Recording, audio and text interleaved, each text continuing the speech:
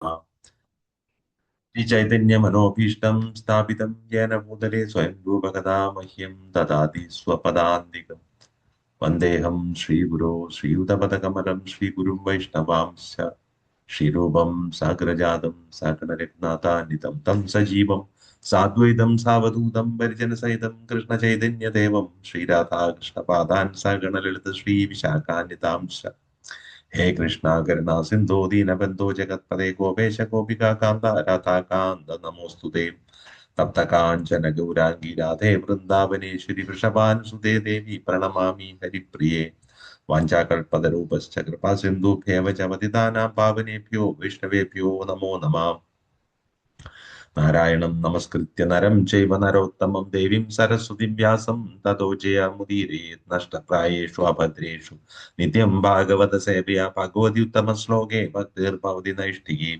मूगं करोति वाचालं पङ्गुं लङ्घयते गिरिं यत्कृपातमहं वन्दे श्रीगुरुं दीनतारिणं परमानन्दमाधवं श्रीचैतन्यैश्वरम् नमावो विष्णुपादाय कृष्णप्रेष्ठाय भूतले श्रीमदे भक्ति वेदांत स्वामिन्निति नामिने नमस्ते सारस्वते देवे गौरवाणी प्रचारिणे निर्विशेष शून्यवादी पाश्चात्य देश तारिणे जय श्री कृष्ण चैतन्य प्रभु नित्यानंद श्री अद्वैत गदाधर श्रीवासादि गौर भक्त वृंदा हरे कृष्णा कृष्ण कृष्णा हरे हरे राम राम राम हरे हरे हरे कृष्णा कृष्ण कृष्णा हरे हरे राम राम राम हरे कृष्णा कृष्ण कृष्णा हरे राम राम हरे हरे कृष्णा ओम नमो भगवते वासुदेवाय ओम नमो भगवते वासुदेवाय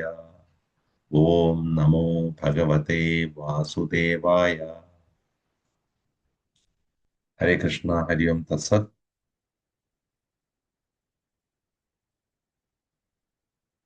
ഓം എല്ലാവരും ജോയിൻ ചെയ്തോ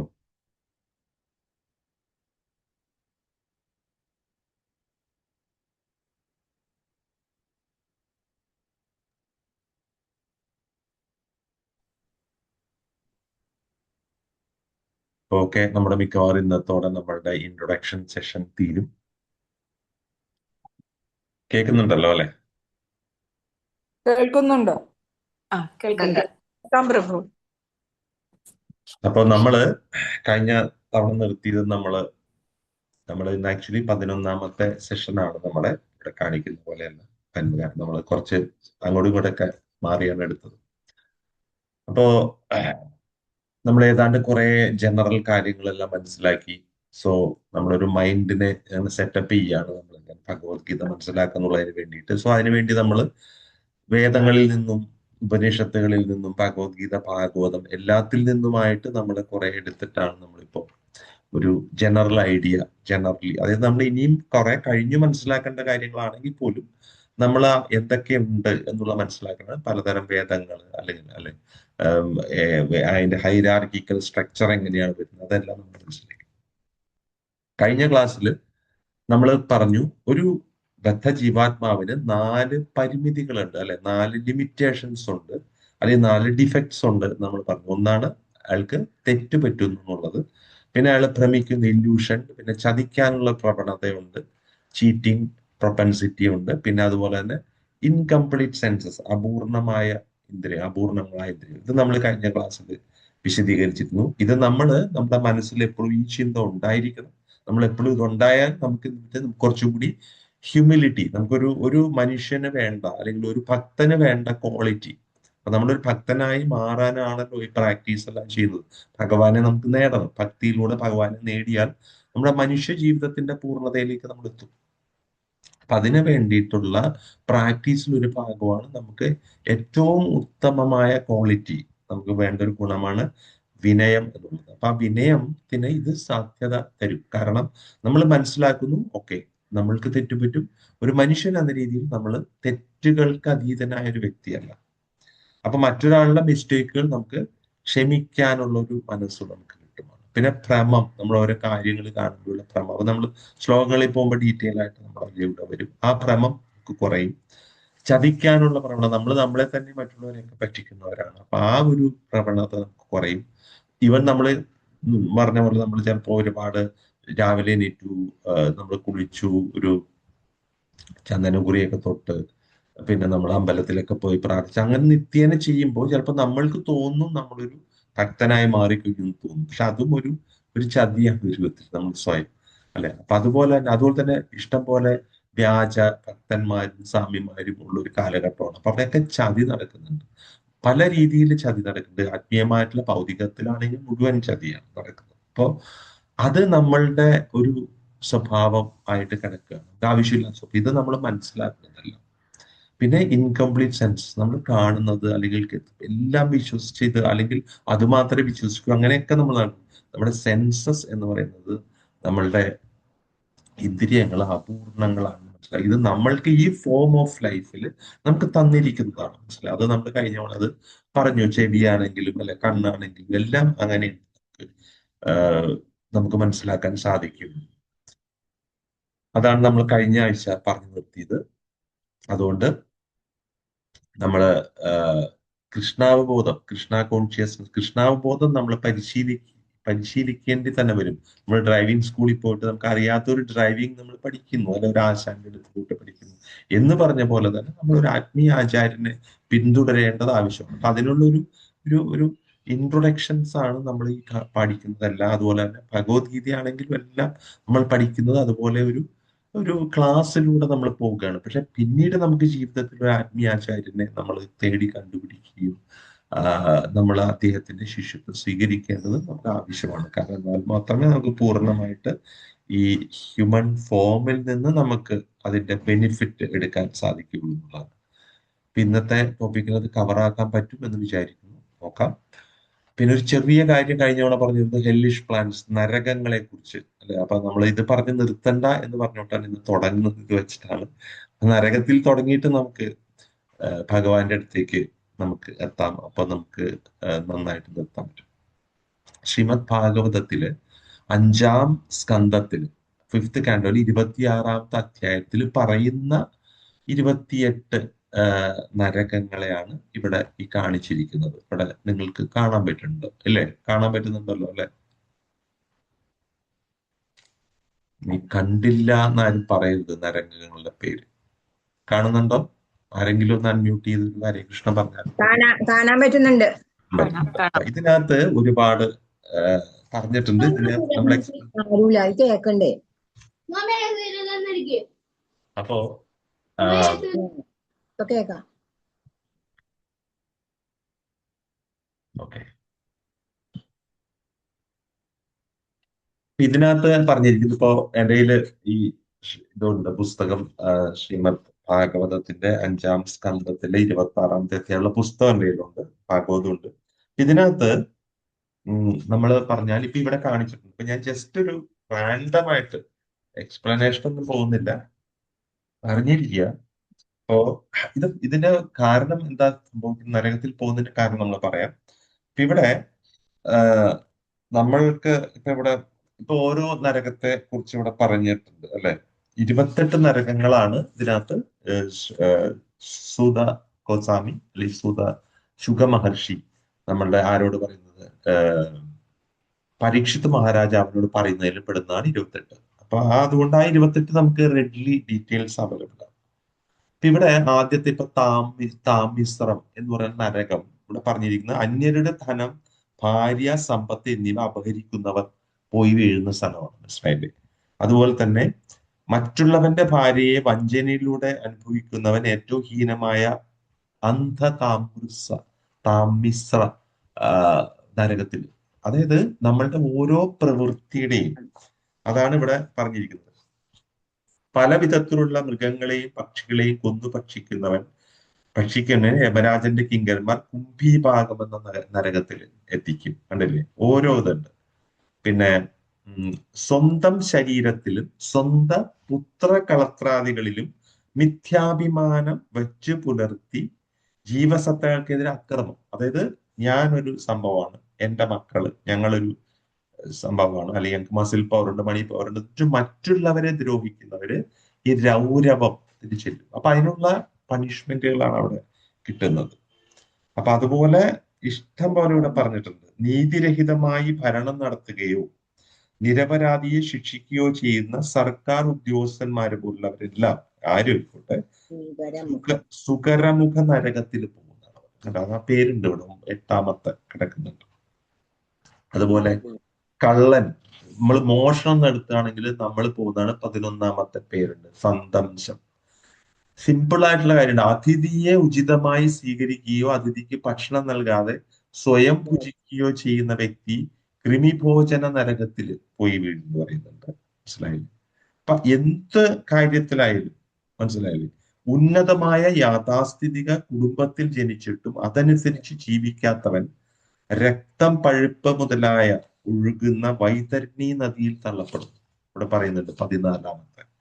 അപ്പൊ നമ്മളൊരു കുടുംബത്തിൽ ജനിച്ചാൽ നമ്മൾ പറയില്ല ഇന്ന ഒരു ഒരു ഒരു ജനിച്ചിരിക്കുന്നു, അപ്പൊ അതിനനുസരിച്ച് നമ്മൾ ജീവിക്കാൻ ശ്രമിക്കണം. നമ്മൾ മനസ്സിലായി.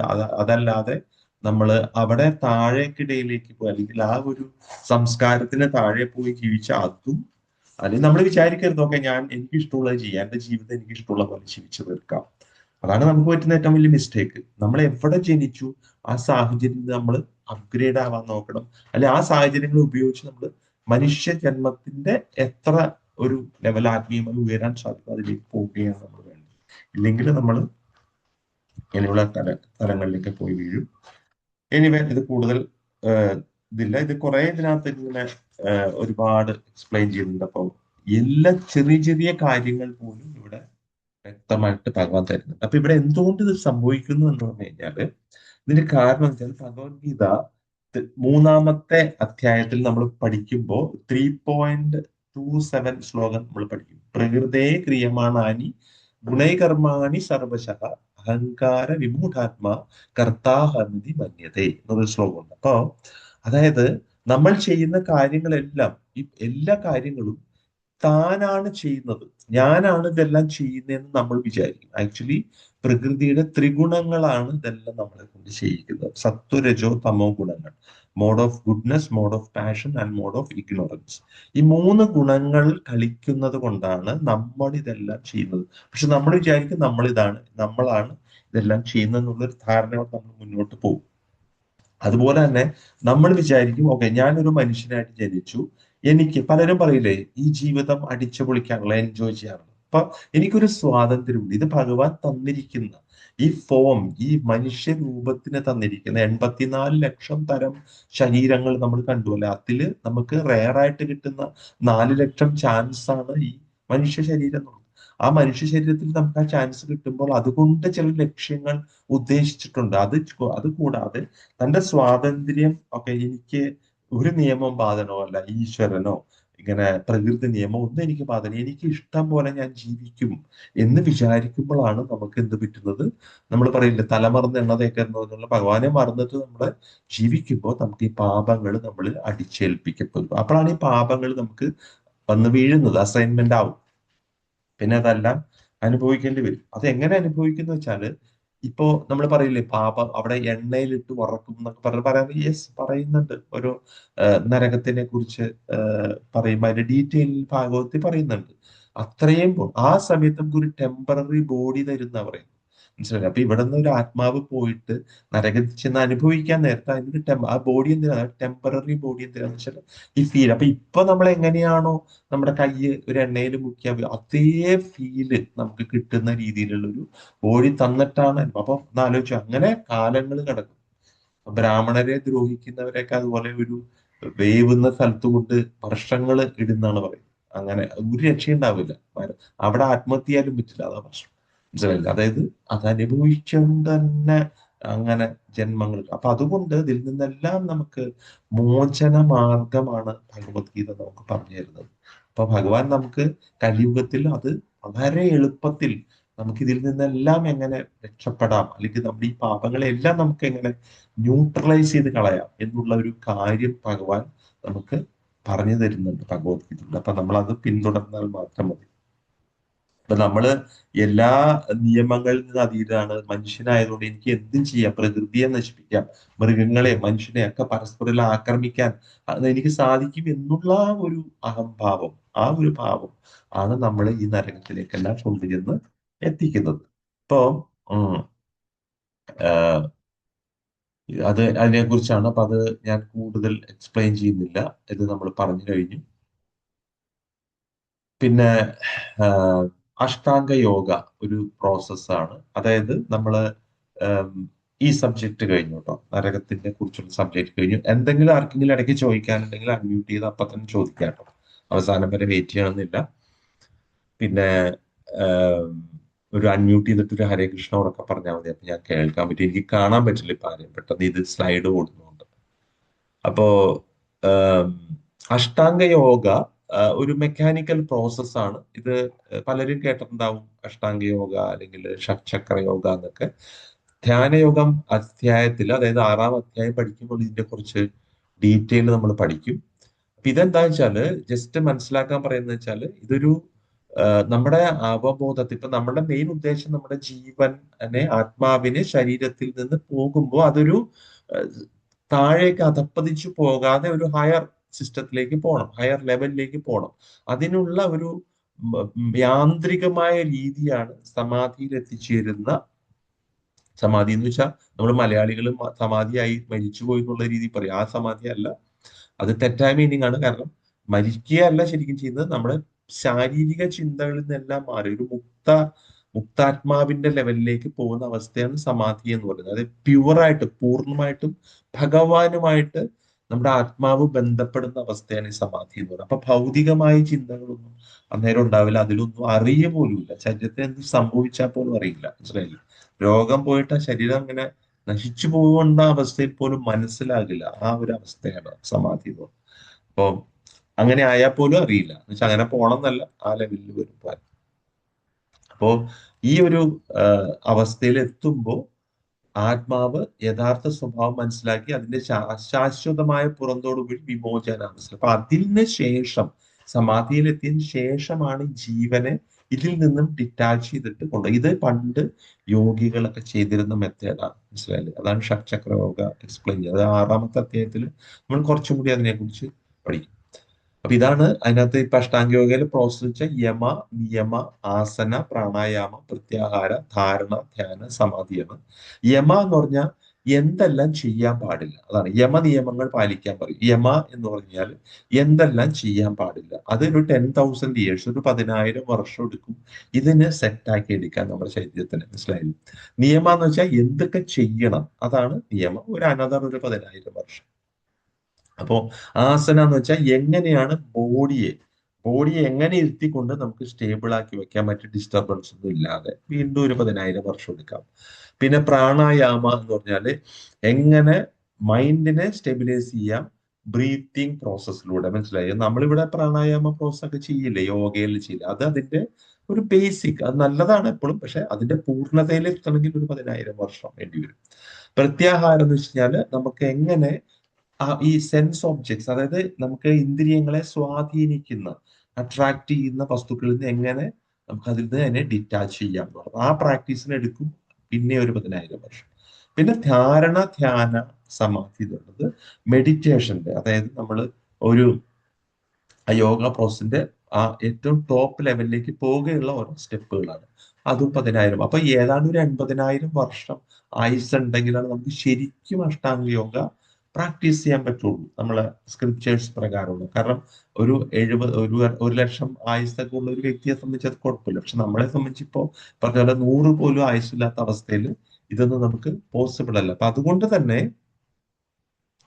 ഈ പ്രോസസ്സിലൂടെയാണ് നമ്മൾ പൂർണ്ണമായിട്ടും, ഇത് എന്തിനാ ഇത് യോഗകൾ ചെയ്യണമെന്ന് വെച്ചാൽ ഈ സ്റ്റെപ്പിലൂടെ പൂർണ്ണമായിട്ടും നമ്മളെ ജീവാത്മാവിനെ ഈ ശരീരവുമായി ബന്ധപ്പെടുന്ന ഇന്ദ്രിയങ്ങളും ഇന്ദ്രിയങ്ങളാൽ കാണുന്ന, മനസ്സിലല്ലേ, അതിനെ അട്രാക്ട് ചെയ്യുന്ന വസ്തുക്കളിൽ നിന്നെല്ലാം ഡിറ്റാച്ച് ആക്കിയിട്ട് ഈ ഏഹ്, ജീവാത്മാവിനെ തലയിലൂടെ പുറത്തേക്ക് കൊണ്ടുപോയിട്ട് അവരൊരു പ്രത്യേക, അല്ലെങ്കിൽ ഈ പറഞ്ഞ പോലെ ഭൂലോകം, പൂർലോകം, സ്വർഗലോകം, അതിന് മുകളിലുള്ള ജനലോകം, തപലോകം, ബ്രഹ്മലോകത്ത്, ഏതെങ്കിലും സത്യലോകം, ഏതെങ്കിലും ലോകത്തിലേക്ക് അതിനെ കൊണ്ടുപോകാനുള്ള കഴിവുണ്ടാക്കിയെടുക്കും അവർ.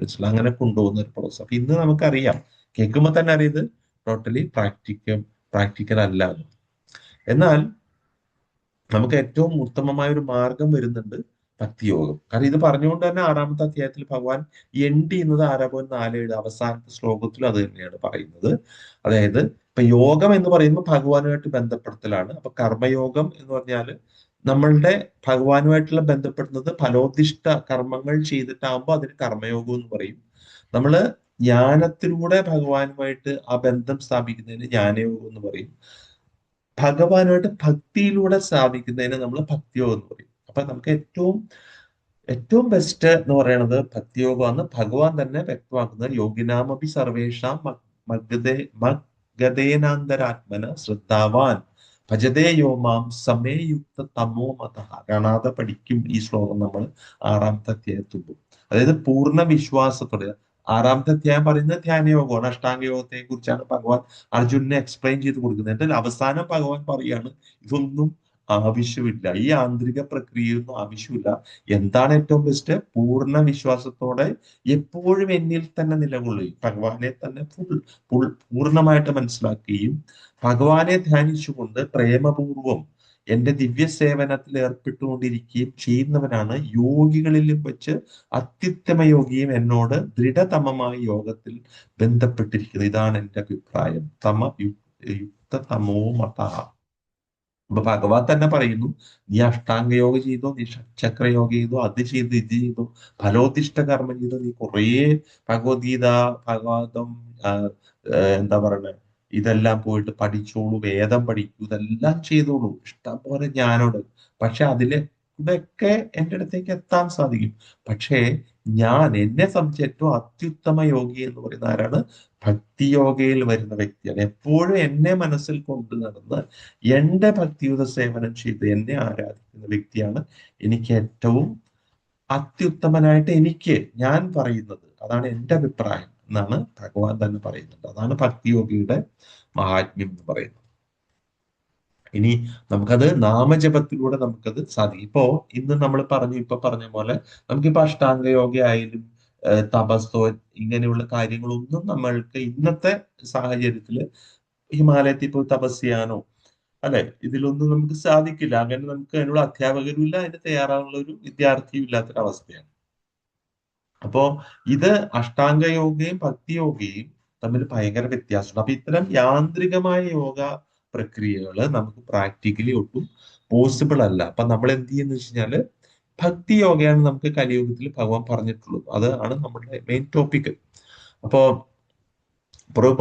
ശിലപ്രഭുപാദര് ഒരു നല്ലൊരു ഉദാഹരണം പറഞ്ഞിട്ടുണ്ട്. അതെങ്ങനെയാന്ന് വെച്ചാല് ഒരു കുഞ്ഞ് കുരങ്ങൻ കുഞ്ഞിനെ കുരങ്ങ് കൊണ്ടുപോകുന്നതും പൂച്ചക്കുഞ്ഞിനെ പൂച്ച കൊണ്ടുപോകുന്നതും പ്രഭുപാദര് എക്സ്പ്ലെയിൻ ചെയ്തിട്ടുണ്ട്, സ്പീച്ചിലും ഒക്കെ പറഞ്ഞിട്ടുണ്ട്. അതൊന്ന് ആലോചിച്ച് നോക്കുക. നിങ്ങൾക്ക് അറിയാൻ പറ്റും ഒരു പൂച്ച കുഞ്ഞിനെ കൊണ്ടുപോകുന്നത് എങ്ങനെയാണ്? ആരെങ്കിലും ഒന്ന് പറയാമോ? പൂച്ച ചെറിയ കുഞ്ഞുങ്ങളെ ഇങ്ങനെ നാട് കടത്തും ഇടയ്ക്കിടയ്ക്ക്. എങ്ങനെയാണ്? മുതുകത്തിരുത്തിക്കൊണ്ടാണോ, കൊട്ടയിലാണോ, കടിച്ചു പിടിച്ചിട്ടാണ് അല്ലെ? അപ്പൊ ആ കുഞ്ഞിനെ കൊണ്ടുപോകുന്നതിന്റെ റെസ്പോൺസിബിലിറ്റി ആർക്കാണ്? കുഞ്ഞിനാണോ അമ്മയ്ക്കാണോ? അവിടെ കുരങ്ങന്റെ കുഞ്ഞിനെ കൊണ്ടുപോകണ കണ്ടിട്ടുണ്ടോ? അമ്മ കുരങ്ങുകൾ എങ്ങനെയാ പോണേന്ന് അറിയോ? അത് അമ്മയെ പിടിക്കും അവിടെ തൂക്കിയിട്ടിട്ട്. അതെ. അപ്പൊ അവിടെ ഉത്തരവാദിത്തം ആർക്കാണ്? കുട്ടിക്കാണ് അല്ലെ? യെസ്, കുട്ടിക്കാണ്. അപ്പൊ ഇടയ്ക്ക് ഡ്രോപ്പ് ആയി വൃന്ദാവനത്തിലൊക്കെ പോകുമ്പോ കാണാം അല്ലെ, പലപ്പോഴും ആ കുഞ്ഞിടയ്ക്ക് വീണ് പോകും. അപ്പൊ ഇവരാകെ കലവല കൂട്ടും, ബഹളം ഉണ്ടാക്കും, ആ കുഞ്ഞിനെ ആരും അടുക്കാതിരിക്കും. എന്നിട്ട് അവര് ഒന്ന് എടുത്തുണ്ടോ, കുറച്ച് സമയമൊക്കെ എടുക്കും. ചിലപ്പോ അത് വീണുപോയാൽ അവിടെ കിടക്കും. അപ്പോ ഇത് പ്രഭുപാദർ പറഞ്ഞിട്ടുണ്ട്. അതാണ് ഇവിടെ കാണിച്ചിരിക്കുന്നത്. ഒരു കുഞ്ഞ് കുരങ്ങൻ അമ്മയെ മുറുക. അപ്പൊ ഈ അമ്മ കുരങ്ങ് ഇങ്ങനെ ചാടി മറിഞ്ഞൊക്കെ പോകുമ്പോ അള്ളിപ്പിടിച്ചിരിക്കേണ്ട റെസ്പോൺസിബിലിറ്റി ഈ കുഞ്ഞു കുരങ്ങനാണുള്ളത്. മനസ്സിലായില്ലേ? ഇതാണ് നമ്മുടെ അഷ്ടാംഗയോഗ പ്രക്രിയ എന്ന് പറയുന്നത്. അതായത് ഇപ്പോ നമ്മള് എന്താണ് പറയുന്നത്, ഓരോ മഹർഷിമാര്, നമ്മൾ തന്നെ വിശ്വാമിത്ര മഹർഷിയുടെ കഥ നമ്മൾ എപ്പോഴും പറയില്ലേ, മേനക വന്നപ്പോ. അത് സംഭവിക്കുന്ന എത്രയോ വർഷങ്ങൾ കൊണ്ട് ആർജിച്ച ഒരു തപസ്, ഈ യോഗ പ്രക്രിയയാണ്. മേനക വന്ന് നൃത്തം ചെയ്തപ്പോ അദ്ദേഹത്തിന്റെ കൈ വിട്ടുപോയില്ലേ, പിന്നെ എന്ത് ചെയ്തു? ആദ്യം മുതൽ വീണ്ടും തുടങ്ങണം. മനസ്സിലായി? അപ്പോ ചിലപ്പോ ഒരു 10,000 വർഷമൊക്കെ കഴിഞ്ഞ് നിൽക്കുക, അല്ലെങ്കിൽ 20,000 30,000 വർഷമൊക്കെ തപസ് ചെയ്ത് അല്ലെങ്കിൽ ഈ പ്രക്രിയ ചെയ്യുമ്പോഴായിരിക്കും അപ്പോ എപ്പോ വേണമെങ്കിലും ഇത് സ്ലിപ്പായി പോകും. ഈ കുരങ്ങന്റെ കുഞ്ഞിന്റെ കാര്യം പോലെ നമ്മളാണ് അള്ളിപ്പിടിക്കേണ്ടത്. മനസ്സിലായി? നമ്മളൊന്ന് ഗ്രിപ്പ് പോയാൽ നമ്മൾ താഴും. ഇതാണ് അഷ്ടാംഗ യോഗം. അസയം പൂച്ച കുഞ്ഞിനെ കൊണ്ടുപോകുന്നത് എന്ന് വെച്ചാല് അമ്മയുടെ ശക്തിയാണ്, അമ്മയുടെ റെസ്പോൺസിബിലിറ്റിയാണ്. അപ്പൊ അമ്മയ്ക്ക് അറിയാം ഒരു രീതിയിൽ പൊതുവെ പൂച്ചക്കുഞ്ഞെ പൂച്ചയുടെ കയ്യിൽ നിന്ന് ഡ്രോപ്പ് ചെയ്ത് പോകുന്ന chance very very very rare chance ആണ്. അപ്പൊ എന്ന് വെച്ചാൽ അത് കടിച്ച് ഏത് ഇതിലും ചാടി കയറി അത് അതിനെ ആ സുരക്ഷിത സ്ഥാനത്തേക്ക് മാറ്റും. മനസ്സിലായില്ലേ? അപ്പൊ അവിടെ ഭക്തിയോഗയാണ് ആ കാണിക്കുന്നത്. ഭക്തിയോഗയിൽ നമ്മൾ സറണ്ടർ ചെയ്യാണ്, ഭഗവാന് കീഴ്പ്പെട്ട് കൊടുക്കുമ്പോൾ അമ്മ പൂച്ചയെ കടിച്ച് കുഞ്ഞിനെ കൊണ്ടുപോകുന്ന പോലെ ഭഗവാൻ നമ്മളെ കൊണ്ടുപോകും. മനസ്സിലായി? നമ്മൾ അവിടെ ഒന്നും പ്രത്യേകിച്ച് എഫർട്ട് എടുക്കേണ്ട കാര്യമില്ല. ആ സറണ്ടറിങ് ആണ്. ആ സറണ്ടറിങ് ആണ് നമ്മുടെ കൃഷ്ണാവബോധം. അതാണ് ഭക്തിയോഗം, അതാണ് ഭക്തി എന്ന് പറയുന്നത്. അതാണ് ഭക്തി സേവനം. കാരണം ആ സറണ്ടർ ചെയ്യാന്ന് പറഞ്ഞാൽ എളുപ്പമുള്ള ഒരു പ്രോസസ് അല്ല നമുക്ക്. കാരണം നമ്മുടെ ഉള്ളിൽ അഹം ധാരാളം ഉണ്ട്, ഈഗോ ധാരാളം ഇരിക്കുന്നു, അഹംഭാവം നമുക്കുണ്ട്. അപ്പൊ ഈ മിഥ്യ ആ, ആ, അഹങ്കാരങ്ങൾ നമുക്ക് ഒരുപാട്. അപ്പൊ ഇതിനെ ഇല്ലാതാക്കലാണ് ഈ പ്യൂരിഫിക്കേഷൻ പ്രോസസ്സാണ് സാധന അല്ലെങ്കിൽ കൃഷ്ണാവബോധം എന്ന് പറയുന്നത്. അപ്പോൾ അതുകൊണ്ട് നമുക്ക് വളരെ ഈ എക്സാമ്പിളിലൂടെ മനസ്സിലാക്കേണ്ടതെന്ന് വെച്ചാൽ അഷ്ടാംഗ യോഗ, ഷഡ്ചക്ര യോഗ പ്രക്രിയകളെക്കാൾ എല്ലാം വളരെ എളുപ്പമാണ് ഭക്തി യോഗയിലൂടെ നമുക്ക് ഭഗവാനിലേക്ക് എത്തുക എന്നുള്ളത്. ആ ഭക്തിയുത സേവനത്തിലേക്ക് നമുക്ക് എത്തി പൂർണ്ണമായിട്ട് അതിൽ പോകണമെങ്കിൽ നമുക്ക് എന്ത് ചെയ്യണം? ഭഗവാൻ നമ്മൾ സറണ്ടർ ചെയ്യണം. മനസ്സിലായില്ലേ? ഭഗവാനെ ഹരേ നമ്മൾ കൃഷ്ണ. പറയും. ഇപ്പൊ ഈ ഭക്തിയോഗ കഴിഞ്ഞിട്ടുള്ള ആൾക്കാരാണോ അഷ്ടാംഗ യോഗത്തിലേക്ക് പോവുക, അതോ? ഒരിക്കലും അല്ല. ഇതൊരു പാരലൽ മെത്തേഡാണ്. ഭക്തി യോഗയിലേക്ക് പോകുന്നതിനേക്കാൾ അവര് പോകുന്നില്ല. ഇത് ഇപ്പൊ നമ്മൾ പോകുന്നില്ല എന്ന് വെച്ചാല് ഈ മെത്തേഡ് എന്താ വെച്ചാൽ ഈ ഭക്തി യോഗയിലേക്ക് മനസ്സ് കൊണ്ടുവരാൻ പറ്റില്ല. വേറെ രീതി പറഞ്ഞാൽ പണ്ടത്തെ സാഹചര്യങ്ങളില് ഇതെല്ലാം പഠിച്ചു പോകാൻ എളുപ്പമായിരുന്നു. മനസ്സിലായില്ലേ? അപ്പൊ അവരെന്ത് വെച്ചാൽ അതിൽ ഇൻട്രസ്റ്റ് എടുക്കും. ഈ മെത്തേഡിലൂടെ പോകാമല്ലോ മാനുവലായിട്ട്. കാരണം മറ്റേതെന്ന് വെച്ച് കഴിഞ്ഞാല് നമ്മളുടെ ആ പ്രോസസ്സ് അറിഞ്ഞു പോണം. ആ ഭക്തിയോ ഇപ്പൊ ഭഗവാൻ ഇന്നതില് തപസ് ചെയ്യാന്നൊക്കെ പറഞ്ഞ പോലെയല്ലേ നമ്മള് ഫിസിക്കലി ചെയ്യേണ്ട, നമ്മളെ മനസ്സുകൊണ്ട് ഏത് സാഹചര്യത്തിലും ഇത് ചെയ്യാം. പക്ഷെ ആ സാഹചര്യത്തിൽ ചെല്ലുമ്പോൾ ചിലപ്പോൾ വഴിതെറ്റിപ്പോവാനുള്ള ചാൻസ് ഉണ്ട് എന്നുള്ളതുകൊണ്ട് അവർ എല്ലാവരിൽ നിന്നും വിട്ടുമാറി ഹിമാലയോ കാട് സ്ഥലങ്ങളിൽ പോയിട്ട് ഏകാഗ്രമായിട്ട് മനസ്സിനെ ഇത് ചെയ്തിട്ട് മെക്കാനിക്കൽ പ്രോസസ്സിലൂടെ പോവാൻ നോക്കുകയാണ്. ഇതൊരു വേറൊരു മെത്തേഡാണ്. മനസ്സിലായില്ലേ? ഇന്നത് പ്രാക്ടിക്കലി നമുക്ക് പറ്റൂല, പക്ഷെ ഇന്നും അത് ചെയ്യാൻ ശ്രമിക്കുന്നവരുണ്ട്. പക്ഷെ ഭയങ്കര ബുദ്ധിമുട്ടാണ്. പണ്ട് കാലത്ത് അതിനായിരുന്നു പ്രാധാന്യം. കാരണം വെച്ചാൽ അതിനുള്ള സാഹചര്യങ്ങൾ കൂടുതലുണ്ടായിരുന്നു. പക്ഷെ മനസ്സിലായില്ലേ? പക്ഷെ കലിയുഗത്തിലേക്ക് വരുമ്പോ അതിനുള്ള സാഹചര്യം കുറഞ്ഞതുകൊണ്ടാണ് ഭഗവാൻ മറ്റുള്ള കാര്യങ്ങൾ, അതായത് അത് ഭഗവത്ഗീതയിലായാലും ഭാഗവതത്തിലായാലും മറ്റുള്ള വേദത്തിലൂടെ ഭഗവാൻ ആ ഹിന്റ് നമുക്ക് വ്യക്തമായിട്ട് തരുന്നുണ്ട്. നമ്മൾ എന്നതിലേക്ക് വരും. മനസ്സിലായില്ലേ? അപ്പൊ മനസ്സിലാക്കി ഇത് രണ്ട് പ്രോസസ്സാണ്. ഭക്തിയോഗ കഴിഞ്ഞിട്ട് ഭക്തിയോഗ എന്ന് പറഞ്ഞാൽ തന്നെ ഏറ്റവും ടോപ്പ് മോസ്റ്റ് പ്രോസസ്സാണ്. മനസ്സിലായില്ലേ? അപ്പൊ ആ ഭക്തിയോഗ ഉണ്ടെങ്കിൽ നമുക്ക് പിന്നെ ഇതൊന്നും ഇതെല്ലാം കുറഞ്ഞ അപ്പൊ ഭഗവാൻ നമ്മൾ 6-ാം അധ്യായത്തിൽ പഠിക്കും. ഭഗവാൻ തന്നെ പറയുന്നുണ്ട് ഈ പ്രോസസ് ഒക്കെ ബുദ്ധി കുറഞ്ഞവർക്കുള്ളതാണെന്ന് പറയുന്നുണ്ട്. ഏത് പ്രോസസ്സ്? ഈ അഷ്ടാംഗ യോഗ, ഷഡ്ചക്ര യോഗ ഇതുപോലെയുള്ള യാന്ത്രികമായ പ്രോസസ്സുകൾ, മെക്കാനിക്കൽ ആയിട്ടുള്ള പ്രോസസ്സുകൾ ബുദ്ധി കുറഞ്ഞവർക്കുള്ളതാണ് എന്ന് ഭഗവാൻ അർജുനോട് പറയുന്നുണ്ട്. മനസ്സിലായില്ലേ?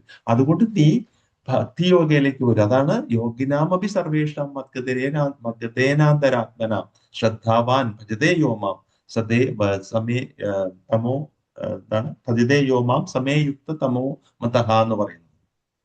കാരണം ഭഗവാൻ പറയുന്നത് അതിനേക്കാൾ എല്ലാം എനിക്ക് പ്രിയം ഇവരാണ് എനിക്ക് പ്രിയപ്പെട്ടതാണ് എന്റെ അഭിപ്രായം എന്ന് പറയാൻ കാരണം മനസ്സിലായി. അപ്പൊ രണ്ട് പ്രോസസ്സിനെയാണ് ഭഗവാൻ അവിടെ പറയുന്നത്. വ്യക്തമായോ?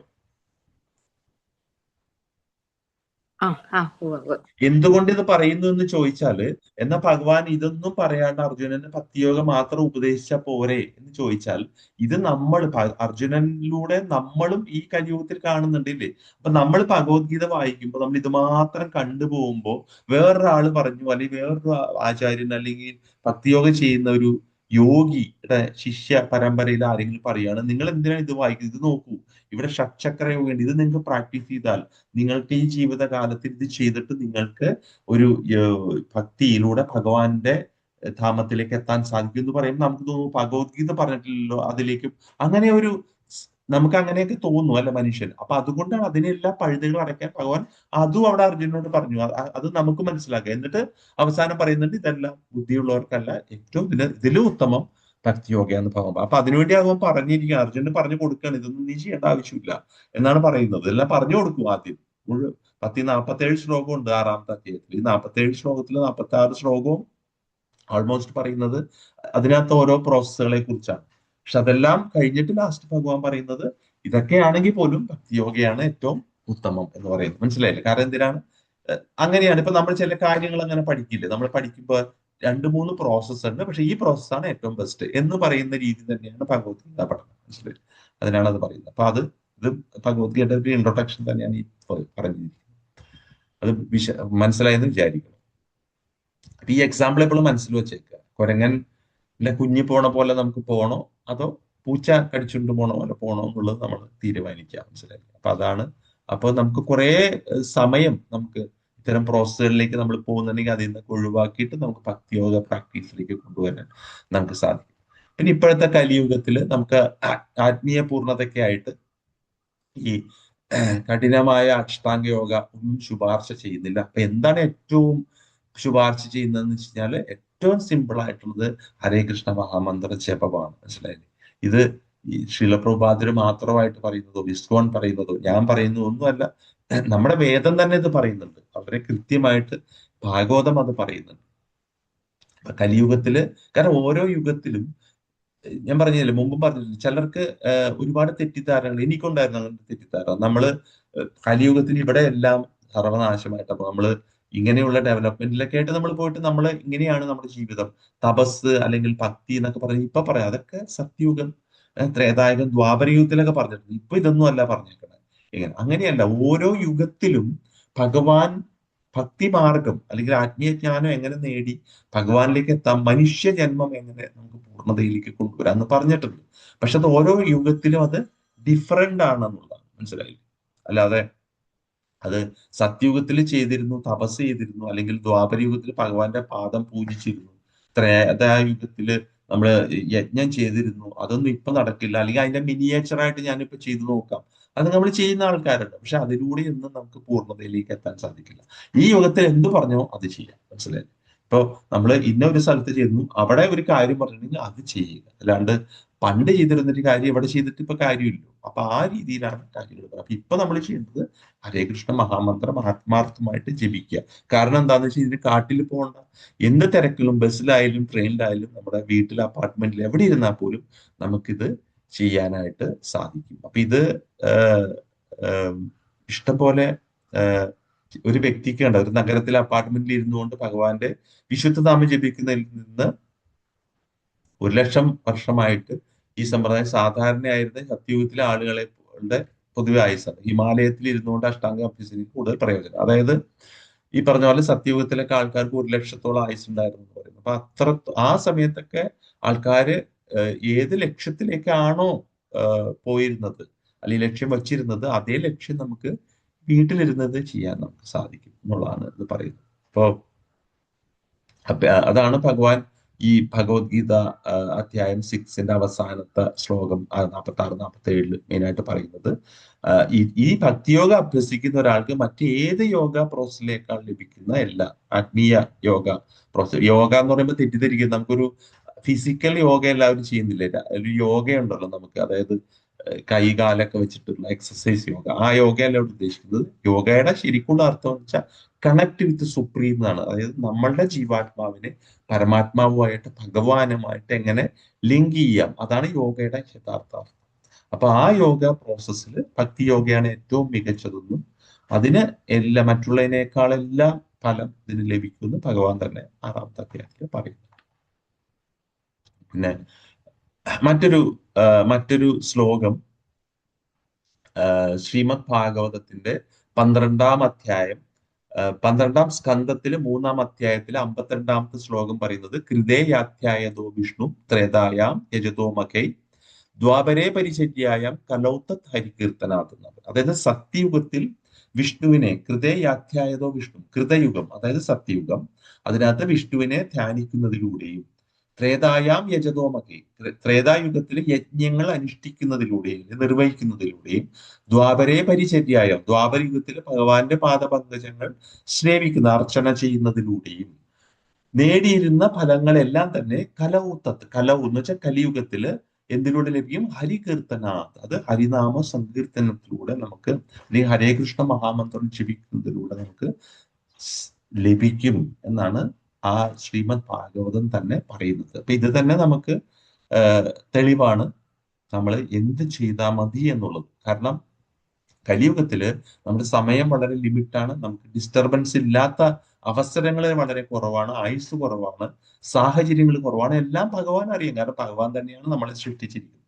അതുകൊണ്ട് തന്നെ അങ്ങനെയുള്ള ഒരു അവസ്ഥയിൽ എന്തു വേണം നിങ്ങൾക്ക് എന്ന് ഭഗവാൻ പറയുന്നത്. കാരണം ഇതെങ്കിലും ചെയ്യൂ, ഇതെങ്കിലും ചെയ്താൽ നിങ്ങൾക്കുള്ള രക്ഷ ഞാൻ നൽകും എന്നാണ് ഭഗവാൻ പറയുക. കാരണം അതുപോലും ചെയ്യില്ല എന്ന് ഇന്ന് തന്നെ ആലോചിച്ച് നോക്കുക. അല്ലെ, ഇപ്പൊ ഇവിടെ നിങ്ങൾ കുറച്ചുപേര് ഇത് കേൾക്കാനിരിക്കുന്നു, എത്രയോ ആൾക്കാർ ഇതെന്നല്ല എന്തോരം അവസരങ്ങൾ ഉണ്ടായിട്ട് അതിലേക്ക് പോകുന്നില്ല, നാമജപത്തിന് പോകുന്നില്ല. എല്ലാവരും എന്തോ ഭൗതികമായി വെട്ടിപ്പിടിക്കാനുള്ള ശ്രമം, കുറെ ജോലി ചെയ്യുക, കുറെ പൈസ ഉണ്ടാക്കുക, കുറെ മെറ്റീരിയൽ ആയിട്ടുള്ള കാറ്, ലോറി, വീട്, അല്ലെ, കുറെ FD, പിന്നെ കുറെ ഷെയർ, അങ്ങനെ കുറെ എന്തിനോ വേണ്ടി ചെയ്യാണ്. അവസാനം വീണ്ടും എന്ത് ചെയ്യും? പരീക്ഷ കിട്ടും. അവസാനം ഒരു പരീക്ഷയുടെ ക്വസ്റ്റ്യൻ പേപ്പർ നോക്കുമ്പോൾ അയ്യോ, കാറ്, ലോറി, വീട്, നമുക്ക് FD നമ്പർ ഒന്നും അല്ല അവിടെ ചോദിക്കുന്നത്. അവിടുത്തെ ചോദ്യം വേറെയാണ്, ഉത്തരം എഴുതാൻ പറ്റില്ല, തോറ്റു, എന്ത് പറ്റും? വീണ്ടും വരും, വീണ്ടും ജനിക്കും, വീണ്ടും പഠിക്കും, വീണ്ടും കാറ്, ലോറി, FD, വീണ്ടും ഇത് തന്നെ, വീണ്ടും മരിക്കും, വീണ്ടും ജനിക്കും. ഇതിന്റെ ഇടയിൽ ഇടയ്ക്കൊക്കെ കുറച്ച് ഭക്തി പ്രവർത്തനം നടത്തണോണ്ട് എന്താ വെച്ചാൽ വലിയ താഴേലോട്ട് വീഴാതെ വീണ്ടും ഇവിടെയൊക്കെ തന്നെ ജനിച്ചുകൊണ്ടിരിക്കും. അനിമൽ ഏരിയയിലോട്ടൊന്നും പോകില്ല എന്ന് മാത്രം. ഇനി കുറച്ച് പൈസ സമ്പാദിച്ച അഹങ്കാരമൊക്കെ വന്നു കഴിഞ്ഞാൽ അതും സംഭവിച്ച് മനുഷ്യ ഇതിൽ നിന്ന് പോലും ചെയ്യുമ്പോൾ 4 ലക്ഷത്തിൽ 4 ലക്ഷത്തിൽ പെടാണ്ട് വേറെ ഏതെങ്കിലും കാറ്റഗറിയിലേക്ക് പോയി വീഴാനും സാധ്യതയുണ്ട്. അപ്പൊ ഇതെന്തുകൊണ്ട് സംഭവിക്കുന്നു എന്ന് വെച്ച് കഴിഞ്ഞാൽ നമ്മൾ മനസ്സിലാക്കുന്നില്ല, നമ്മൾ ഈ ജന്മത്തിൽ എന്താണ് ചെയ്യേണ്ടത് എന്ന് മനസ്സിലാക്കാതെ നമ്മൾ ആ ലക്ഷ്യം വിട്ടിട്ട് മറ്റുള്ള കാര്യത്തിലേക്ക്. അപ്പൊ അതുകൊണ്ട് ഭഗവാൻ ഈ ഒരു ജന്മത്തില് അല്പമെങ്കിലും ഇത് മനസ്സിലാക്കാൻ സാധിക്കുന്നവർ ഒരു നാമം ജപിച്ചെങ്കിലും, എന്റെ നാമം ജപിച്ചെങ്കിലും അവൻ മനുഷ്യ ജന്മത്തിൽ തന്നെ നിൽക്കട്ടെ. ഇനി അതിലെ തന്നെ ആത്മാർത്ഥയോടെ നാമം ജപിച്ച് മുന്നേറുന്നവൻ ഇവിടുന്ന് അവന്റെ ജന്മ മരണ ചക്രം ഭേദിച്ച്, ജന്മ മൃത്യു ജരാപാതി ഭേദിച്ച്, അല്ലെങ്കിൽ ആ അവസ്ഥയിൽ വീണ്ടും വീഴാണ്ട് മോക്ഷപ്രാപ്തി നേടട്ടെ, അല്ലെങ്കിൽ എന്റെ ധാമത്തിലേക്ക് വരട്ടെ എന്ന് ഭഗവാൻ ആഗ്രഹിച്ചിട്ടാണ് ഇതെല്ലാം നമുക്ക് ചെയ്തു തരുന്നത്. ഭഗവാൻ നമ്മളെ ആക്ച്വലി എപ്പോഴും രക്ഷിക്കാനായിട്ട് അത്രയും കരുണയുള്ളവരാണ്. അല്ലാണ്ട് ഭഗവാന് കണ്ണില്ല മൂക്കില്ല എന്നൊക്കെ നമ്മൾ പറയും, പക്ഷെ അതെല്ലാം ശരിയായ കാര്യങ്ങളല്ല. ഭഗവാൻ എപ്പോഴും നമ്മുടെ രക്ഷയ്ക്കായി കാത്തിരിക്കും. പക്ഷെ ഭഗവാൻ ഒരു പോലീസ് അല്ല, മുകളിലിരുന്നിട്ട് ഒക്കെ കുറ്റം ചെയ്യുന്നു അവനെ, മോനെ നീ കുറ്റം ചെയ്യില്ല, അത് ചെയ്യരുത്, അങ്ങനെ പറഞ്ഞു കൊടുക്കാൻ ഭഗവാൻ അങ്ങനെ ഒരു ബാധ്യസ്ഥല്ല. പക്ഷെ ഭഗവാൻ പരമാത്മാ രൂപേണ ഉള്ളിലിരുന്നത് പറഞ്ഞു തരും. പക്ഷെ അതിന് എന്ത് വേണമെന്ന് വെച്ചാൽ ഭഗവാനുമായിട്ട് യോഗ, ഈ ബന്ധം സ്ഥാപിക്കണം. ഭക്തിയോഗ നമ്മൾ എസ്റ്റാബ്ലിഷ് ചെയ്ത് കഴിഞ്ഞാൽ നമുക്ക് ഉള്ളിലിരുന്ന ഭഗവാൻ, അന്തരംഗസ്ഥനായ ഭഗവാൻ തന്നെ നമുക്ക് വഴി കാണിച്ചു തരും. മനസ്സിലായി? പൂച്ച കുഞ്ഞിനെ കൊണ്ടുപോകുന്ന പോലെ ഭഗവാൻ പിന്നെ നമുക്കുള്ള വഴി കാണിച്ചു തരും. നമ്മളൊന്നും അറിയണ്ട, ഇരുന്ന് കൊടുത്താൽ മതി.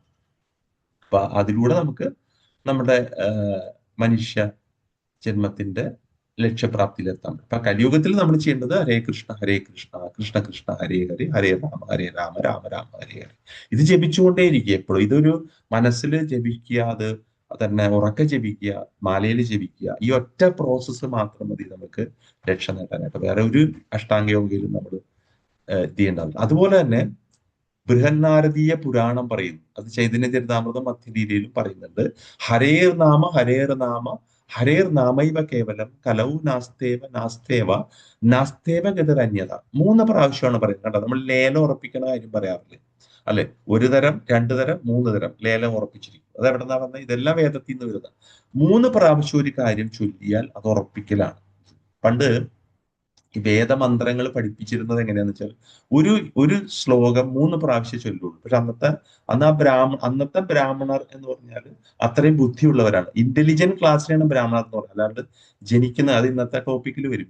ജനനം കൊണ്ടുള്ള ബ്രാഹ്മണരെ അല്ല ഉദ്ദേശിച്ചത്, ഇന്റലിജന്റ് ആയിട്ടുള്ള അത്രയും ഇത്തരം ആ ബ്രഹ്മജ്ഞാനം നേടാൻ കഴിയുന്ന, അതുകൊണ്ട് മനുഷ്യ സമൂഹത്തിന് ഉപകാരം കഴിയുന്ന വ്യക്തികളാണ് ബ്രാഹ്മണർ.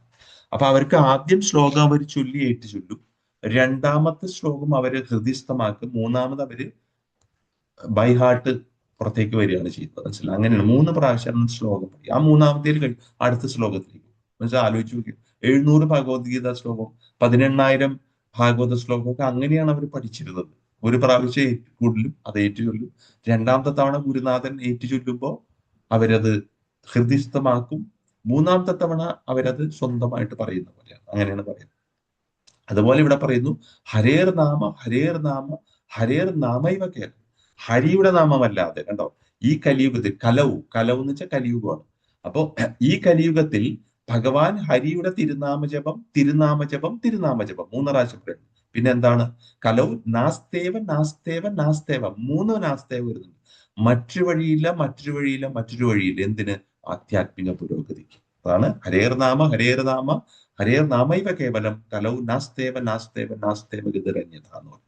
അപ്പൊ ഇതുമെല്ലാം നമ്മളുടെ വേദത്തിൽ നിന്ന് വരുന്നതാണ്. ബൃഹന്നാരദീയ പുരാണം എല്ലാം വേദത്തിൽ. അപ്പൊ അവിടെ എല്ലാം പറഞ്ഞിട്ടുണ്ട് കലിയുഗത്തില് എന്താണ് നമ്മൾ ചെയ്യേണ്ടത്. ഇതൊക്കെയാണ് നമ്മുടെ സിലബസ്. സോ നമ്മൾ ഹരേ കൃഷ്ണ കൃഷ്ണ കൃഷ്ണ ഹരേ ഹരേ, ഹരേ രാമ രാമ രാമ ഹരേ ഹരേ. ഇതാണ് നമ്മളുടെ സിലബസിലുള്ള പഠനം. പക്ഷെ നമ്മൾ എന്ത് ചെയ്യും? അതൊന്നും പഠിക്കാണ്ട് നമ്മൾ ഒരുപാട് കാര്യത്തിലേക്ക് ശ്രദ്ധ കേന്ദ്രീകരിക്കും. അത് നമ്മൾ 2-ാം അധ്യായം പഠിക്കുമ്പോൾ ഭഗവാൻ നമ്മുടെ തലക്കിട്ടടിക്കുന്ന പോലെ തന്നെ നമ്മളോട് പറയുന്നുണ്ട്. നമുക്കത് വ്യക്തമായിട്ട് അന്നേരം മനസ്സിലാവും. ഭഗവാൻ 7-ാം അധ്യായത്തിൽ പറയുന്നു, ദേവി ഹേഷാ ഗുണമയി മമ മായാ ദുരത്യ മാമേവ ഏ പ്രപദ്യന്തേ മായാ മേധാം തരന്തേ. ഭഗവാൻ പറയാണ്, എന്റെ 3 പ്രകൃതി ഗുണങ്ങൾ അടങ്ങിയ, അതായത് സത്വരജോ തമോ ഗുണങ്ങൾ അടങ്ങിയ എന്റെ ദിവ്യശക്തിയെ അതിജീവിക്കുക എളുപ്പമല്ല. എന്നാൽ എനിക്കായി സ്വയം സമർപ്പിക്കുന്നവർക്ക് നിഷ്പ്രയാസം സാധിക്കും. അപ്പൊ ഭഗവാൻ തന്നെ പറയുന്നു, ഈ സത്വരജോ തമോ ഗുണങ്ങൾ അടങ്ങിയ പ്രകൃതിയെ അതിജീവിക്കുക വളരെ എളുപ്പമല്ല. അപ്പൊ എന്ത് ചെയ്യണം? ഭഗവാനായിട്ട് സ്വയം സമർപ്പിക്കണം. നേരത്തെ പറഞ്ഞ നമ്മൾ ഭഗവാന് സറണ്ടർ ചെയ്യുക, എന്നാൽ മാത്രമേ അത് സാധിക്കൂ. അപ്പോ ഭക്തിയോഗയിൽ Krishna helps his devotee reach the final goal. അപ്പൊ നമ്മളൊരു ഭക്തിയോഗയിൽ പ്രാക്ടീസ് ചെയ്യുമ്പോൾ, നമ്മളൊരു ഭക്തൻ ആയിട്ട് മാറുമ്പോൾ ഒരു മനുഷ്യ ജന്മത്തിന്റെ പൂർണ്ണതയിലേക്ക് ഭഗവാൻ നമ്മളെ എത്തിക്കും. നമ്മൾ ഭഗവാൻ, അതാണ് ഭഗവത്ഗീതയില് നമ്മുടെ 2-ാം അധ്യായത്തിൽ കാണും. അർജുനനും ഭഗവാൻ അത്ര സുഹൃത്തുക്കളായിരുന്നു, തോളോട് തോളൊക്കെ നടന്നിരുന്നെങ്കിലും 2-ാം അധ്യായത്തിലെ 7-ാമത്തെ ശ്ലോകം, കാർപ്പണ്യ ദോഷോ പഹത സ്വഭാവ പൃച്ഛാമിതാം ധർമ്മ സമ്മൂഢ ചേത യശ്രേയ സന്നിശ്ചിതം ബ്രൂഹി തന്മേ ശിഷ്യസ്തേ അഹം ശാധിമാം ത്വാം പ്രപന്നം. മനസ്സിലായില്ലേ? എന്നെ അങ്ങയുടെ ശിഷ്യനായിട്ട് സ്വീകരിച്ച് എനിക്ക് വേണ്ട ഉപദേശം തന്നാലും, എനിക്ക് ഈ സമയത്ത് കാർപ്പണ്യ ദോഷോ പഹത സ്വഭാവം, മനോദൗർബല്യം കൊണ്ട് ആത്മനിയന്ത്രണം നഷ്ടപ്പെട്ട എനിക്ക് കൃത്യനിർവഹണത്തെ പറ്റി ഒന്നും വ്യക്തമാകുന്നില്ല ഭഗവാനെ. എനിക്ക് അങ്ങയുടെ ശിഷ്യനായിട്ട് എനിക്ക് ശിഷ്യത്വം തന്ന് എന്നെ സ്വീകരിച്ച് എന്നെ ഡിസൈപ്പിൾ ആക്കിയിട്ട് എനിക്ക് എന്താണ് ഞാൻ ചെയ്യേണ്ടത് ഈ അവസരത്തിൽ നിന്ന് പറഞ്ഞു തന്നാലും എന്ന് ഭഗവാൻ പറയും. അതാണ് സറണ്ടറിങ് എന്ന് പറയുന്നത്. മനസ്സിലായില്ല? അപ്പൊ അതിന് നമുക്ക് ഈഗോ ഒന്നും ഇല്ലെങ്കിൽ നമുക്ക് അങ്ങനെ ഭഗവാനോട് നമ്മളും ഇപ്പൊ പറയും, പക്ഷെ ആ പറച്ചിലൊക്കെ വെറുതെ ഒരു പറച്ചില്ല. നമുക്ക് പൂർണ്ണമായിട്ടും അത് ഉള്ളിൽ നിന്ന് വരണം, ഒരു ഈഗോ ഇല്ലാതെ ഞാൻ പൂർണ്ണമായിട്ട് ഭഗവാന്റെ നിർദ്ദേശം അനുസരിച്ച് മാത്രം ചെയ്യും. അപ്പൊ അതിനനുസരിച്ചുള്ള പ്രാക്ടീസുകൾ ജീവിതത്തിൽ വന്നാലേ അത് സാധിക്കുള്ളൂ. മനസ്സിലായില്ലേ? അപ്പൊ നമ്മള് രാവിലെ പോയിട്ട് അമ്പലത്തിൽ പോയിട്ട് ഭഗവാനെ ഞാൻ അങ്ങയുടെ ഞാൻ അങ്ങയുടെ കാൽക്കൽ ഞാൻ വീഴുന്നു, ഒരു കിടന്നൊരു നമസ്കാരവും കഴിച്ചിട്ട് നേരെ പോണതും പറയുന്നതും ചൊല്ലുന്നതും എല്ലാം മറ്റുള്ള കാര്യങ്ങൾ ഭഗവാൻ ഭക്തിയോഗയിൽ പറഞ്ഞിട്ടുള്ള രീതിയിലുള്ള കാര്യങ്ങൾ അല്ലെങ്കിൽ അവിടെ കഴിക്കും. നമ്മുടെ പ്രവൃത്തിയിൽ അത് കാണണം, നമ്മുടെ വാക്കിൽ അത് കാണണം, നമ്മുടെ മനസ്സിൽ അത് കാണണം. അങ്ങനെ വരുമ്പോഴാണ് ഭക്തിയോഗ പൂർണ്ണതയിലേക്ക് എത്തും. അതിന് നമുക്ക് ആ പ്യൂരിറ്റി കൊണ്ടുവരാനാണ് നമുക്ക് ഈ ഡിവോഷണൽ സർവീസ് എന്ന് പറയുന്നത്, നമ്മൾ ഭക്തിയുത സേവനം നമ്മൾ പ്രാക്ടീസ് ചെയ്യുന്നത്. നമുക്കിനി പെട്ടെന്ന് കുറച്ച് കാര്യങ്ങളും കൂടി പറയാനുണ്ട്. അതായത്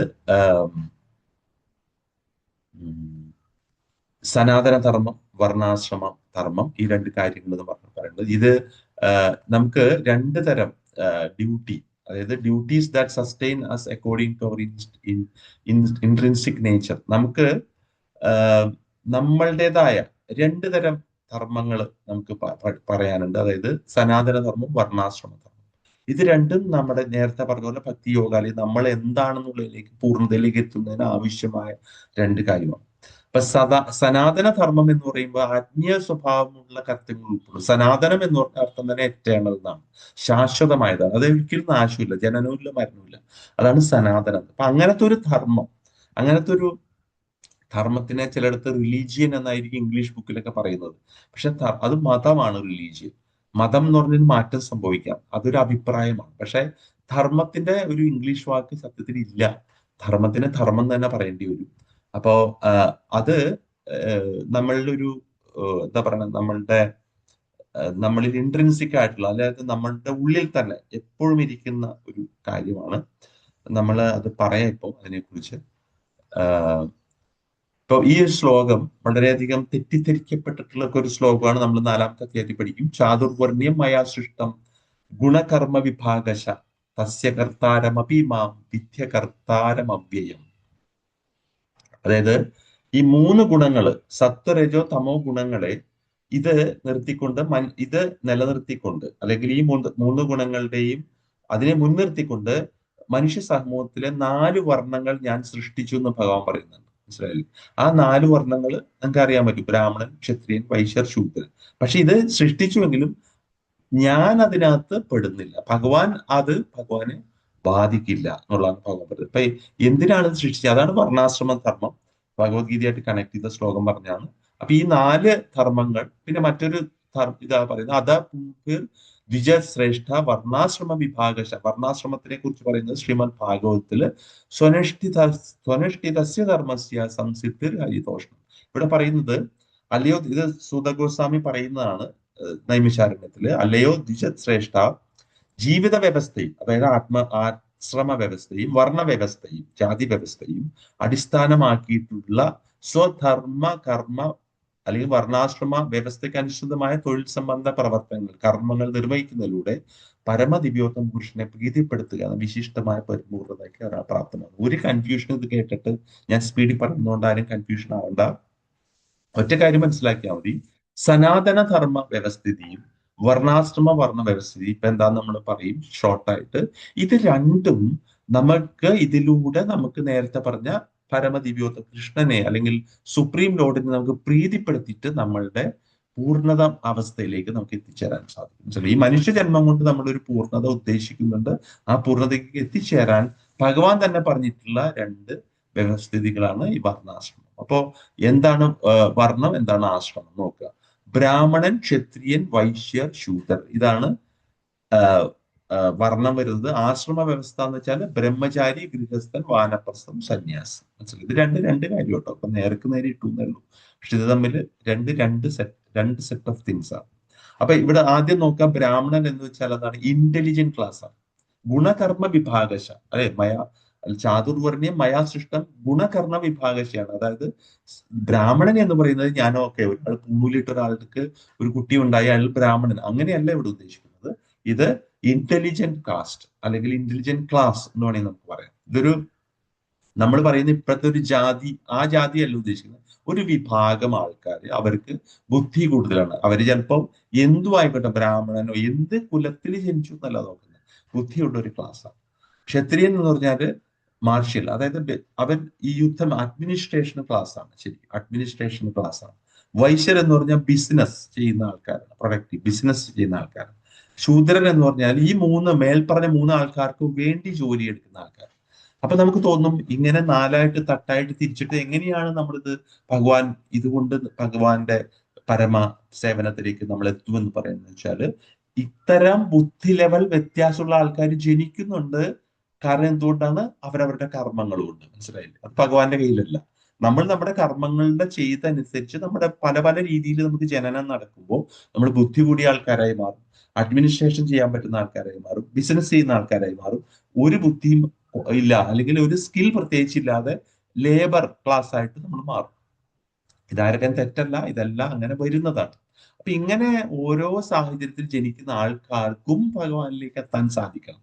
അപ്പൊ ഭഗവാൻ കൊടുക്കുന്ന അവസരം ഇന്റലിജന്റ് ക്ലാസ് വേദങ്ങളെല്ലാം പഠിച്ചിട്ട് രാജ്യഭരണം ചെയ്യുന്ന ക്ഷത്രിയന് ഉപദേശം കൊടുക്കുന്നതിനൊപ്പം വൈശ്യർക്കും ശൂദ്രർക്കും ഒക്കെ എങ്ങനെ ജീവിക്കാം എന്നുള്ള ഉപദേശം കൊടുക്കുക. അതാണ് ബ്രാഹ്മണൻ ക്ലാസ്സിന് വിധിച്ചിരിക്കുന്ന യോഗ്യത, അതായത് ഇന്റലിജന്റ് ക്ലാസ്സിന്. എഗെയിൻ ഞാൻ പറയുന്നു, അത് ഇപ്പോഴത്തെ പറയുന്ന പോലെ ബ്രാഹ്മണര് അല്ലെങ്കിൽ നായര് എന്നുള്ള ഇതെല്ലാം ഉദ്ദേശിക്കുന്നത്. മനസ്സിലായി? ആ ബ്രാഹ്മണന്റെ അർത്ഥം എന്ന് വെച്ചാൽ അത്തരം ഒരു ഇന്റലിജന്റ് ക്ലാസ് ഓഫ് പീപ്പിൾ ആണ് സമൂഹത്തിലെ. പിൽക്കാലത്ത് അത് മാറി വന്ന അതിനെ കുറിച്ച് നമുക്ക് പറയാം. പിന്നെ ക്ഷത്രിയൻ, അവൻ ഭരണം നടത്തും. എങ്ങനെ? ഈ ബ്രാഹ്മണന്റെ ഉപദേശപ്രകാരം എങ്ങനെയാണ് അവന്റെ പ്രജകളെ സംരക്ഷിക്കുന്നത്? എല്ലാവരും, അത് മത്സ്യങ്ങളായിക്കോട്ടെ, മരങ്ങളായിക്കോട്ടെ, ചെടികളായിക്കോട്ടെ, ജീവിവർഗങ്ങളെ എല്ലാം, മനുഷ്യനടക്കമുള്ള എല്ലാവരെയും എങ്ങനെ സംരക്ഷിക്കണം എന്നുള്ള വിവരം ബ്രാഹ്മണൻ കൊടുക്കുന്നുണ്ട്. ക്ഷത്രിയൻ അതനുസരിച്ച് രാജ്യം ഭരിക്കും. വൈശ്യൻ ബിസിനസ് ചെയ്യും, ഇവർക്ക് വേണ്ട സാധനങ്ങൾ കഴിക്കാനുള്ളതായാലും ജീവിക്കാനുള്ള മെറ്റീരിയൽസ് എല്ലാം കൊണ്ടുവരുന്നത് അവൻ ചെയ്യും. അപ്പൊ അവൻ അതിലുള്ള വളരെ എത്തിക്സോടെ അവൻ അതിലൊരു എന്താ പറയുക അഴിമതികളോ ഒന്നുമില്ലാതെ അവൻ ചെയ്യുന്നത് നമുക്ക് കാണാൻ അതിലെല്ലാം അഴിമതിയാണ് അല്ലെ. അഴിമതികള് മായങ്ങളൊന്നും ചേർക്കാതെ ശുദ്ധമായ വസ്തുവകകൾ, ഭക്ഷണമായിക്കോട്ടെ മറ്റുള്ള ആ, ആ, വസ്തുക്കളായിക്കോട്ടെ, ഇപ്പൊ വീട് പണിയാനുള്ളതോ കെട്ടിടം അത് എന്തും ആയിക്കോട്ടെ, അതെല്ലാം ഈ വൈശ്യനാണ് ചെയ്യുന്നത്. അപ്പൊ അവന് എന്താണ് അവന്റെ ഉപദേശം ബ്രാഹ്മണന്റെ ആ ഉപദേശമാണ്. കാരണം അത് വേദത്തിൽ നിന്ന് വരുന്നതാണ്, അതിനകത്ത് ധർമ്മം ഉള്ളത് കൊണ്ട് ആ ധാർമ്മികമായിരിക്കും ഇവന്റെ പ്രവൃത്തികളല്ല. അങ്ങനെ ധാർമ്മിക പ്രവൃത്തികളിലൂടെ അവൻ ഈ ക്ഷത്രിയനെയും ബ്രാഹ്മണനെയും വേണ്ട കർമ്മങ്ങൾ ചെയ്യുന്നതിലൂടെ അവൻ പ്യൂരിഫിക്കേഷനിൽ എത്തും. മനസ്സിലായില്ലേ? അങ്ങനെയാണ് അവന്റെ പ്യൂരിഫിക്കേഷൻ നടത്തുന്നത്, സ്ലോലി സ്ലോലി വരുന്നത്. അങ്ങനെ അങ്ങനെ അവൻ പുനർജന്മത്തിലൂടെ അവൻ എന്ത് ചെയ്യും? ക്ഷത്രിയനോ വൈശ്യരോ ബ്രാഹ്മണനോ ഒക്കെ ആയി മാറും വൈശ്യര്. മനസ്സിലായി? ഇത് തന്നെയാണ് ശൂദ്രൻ.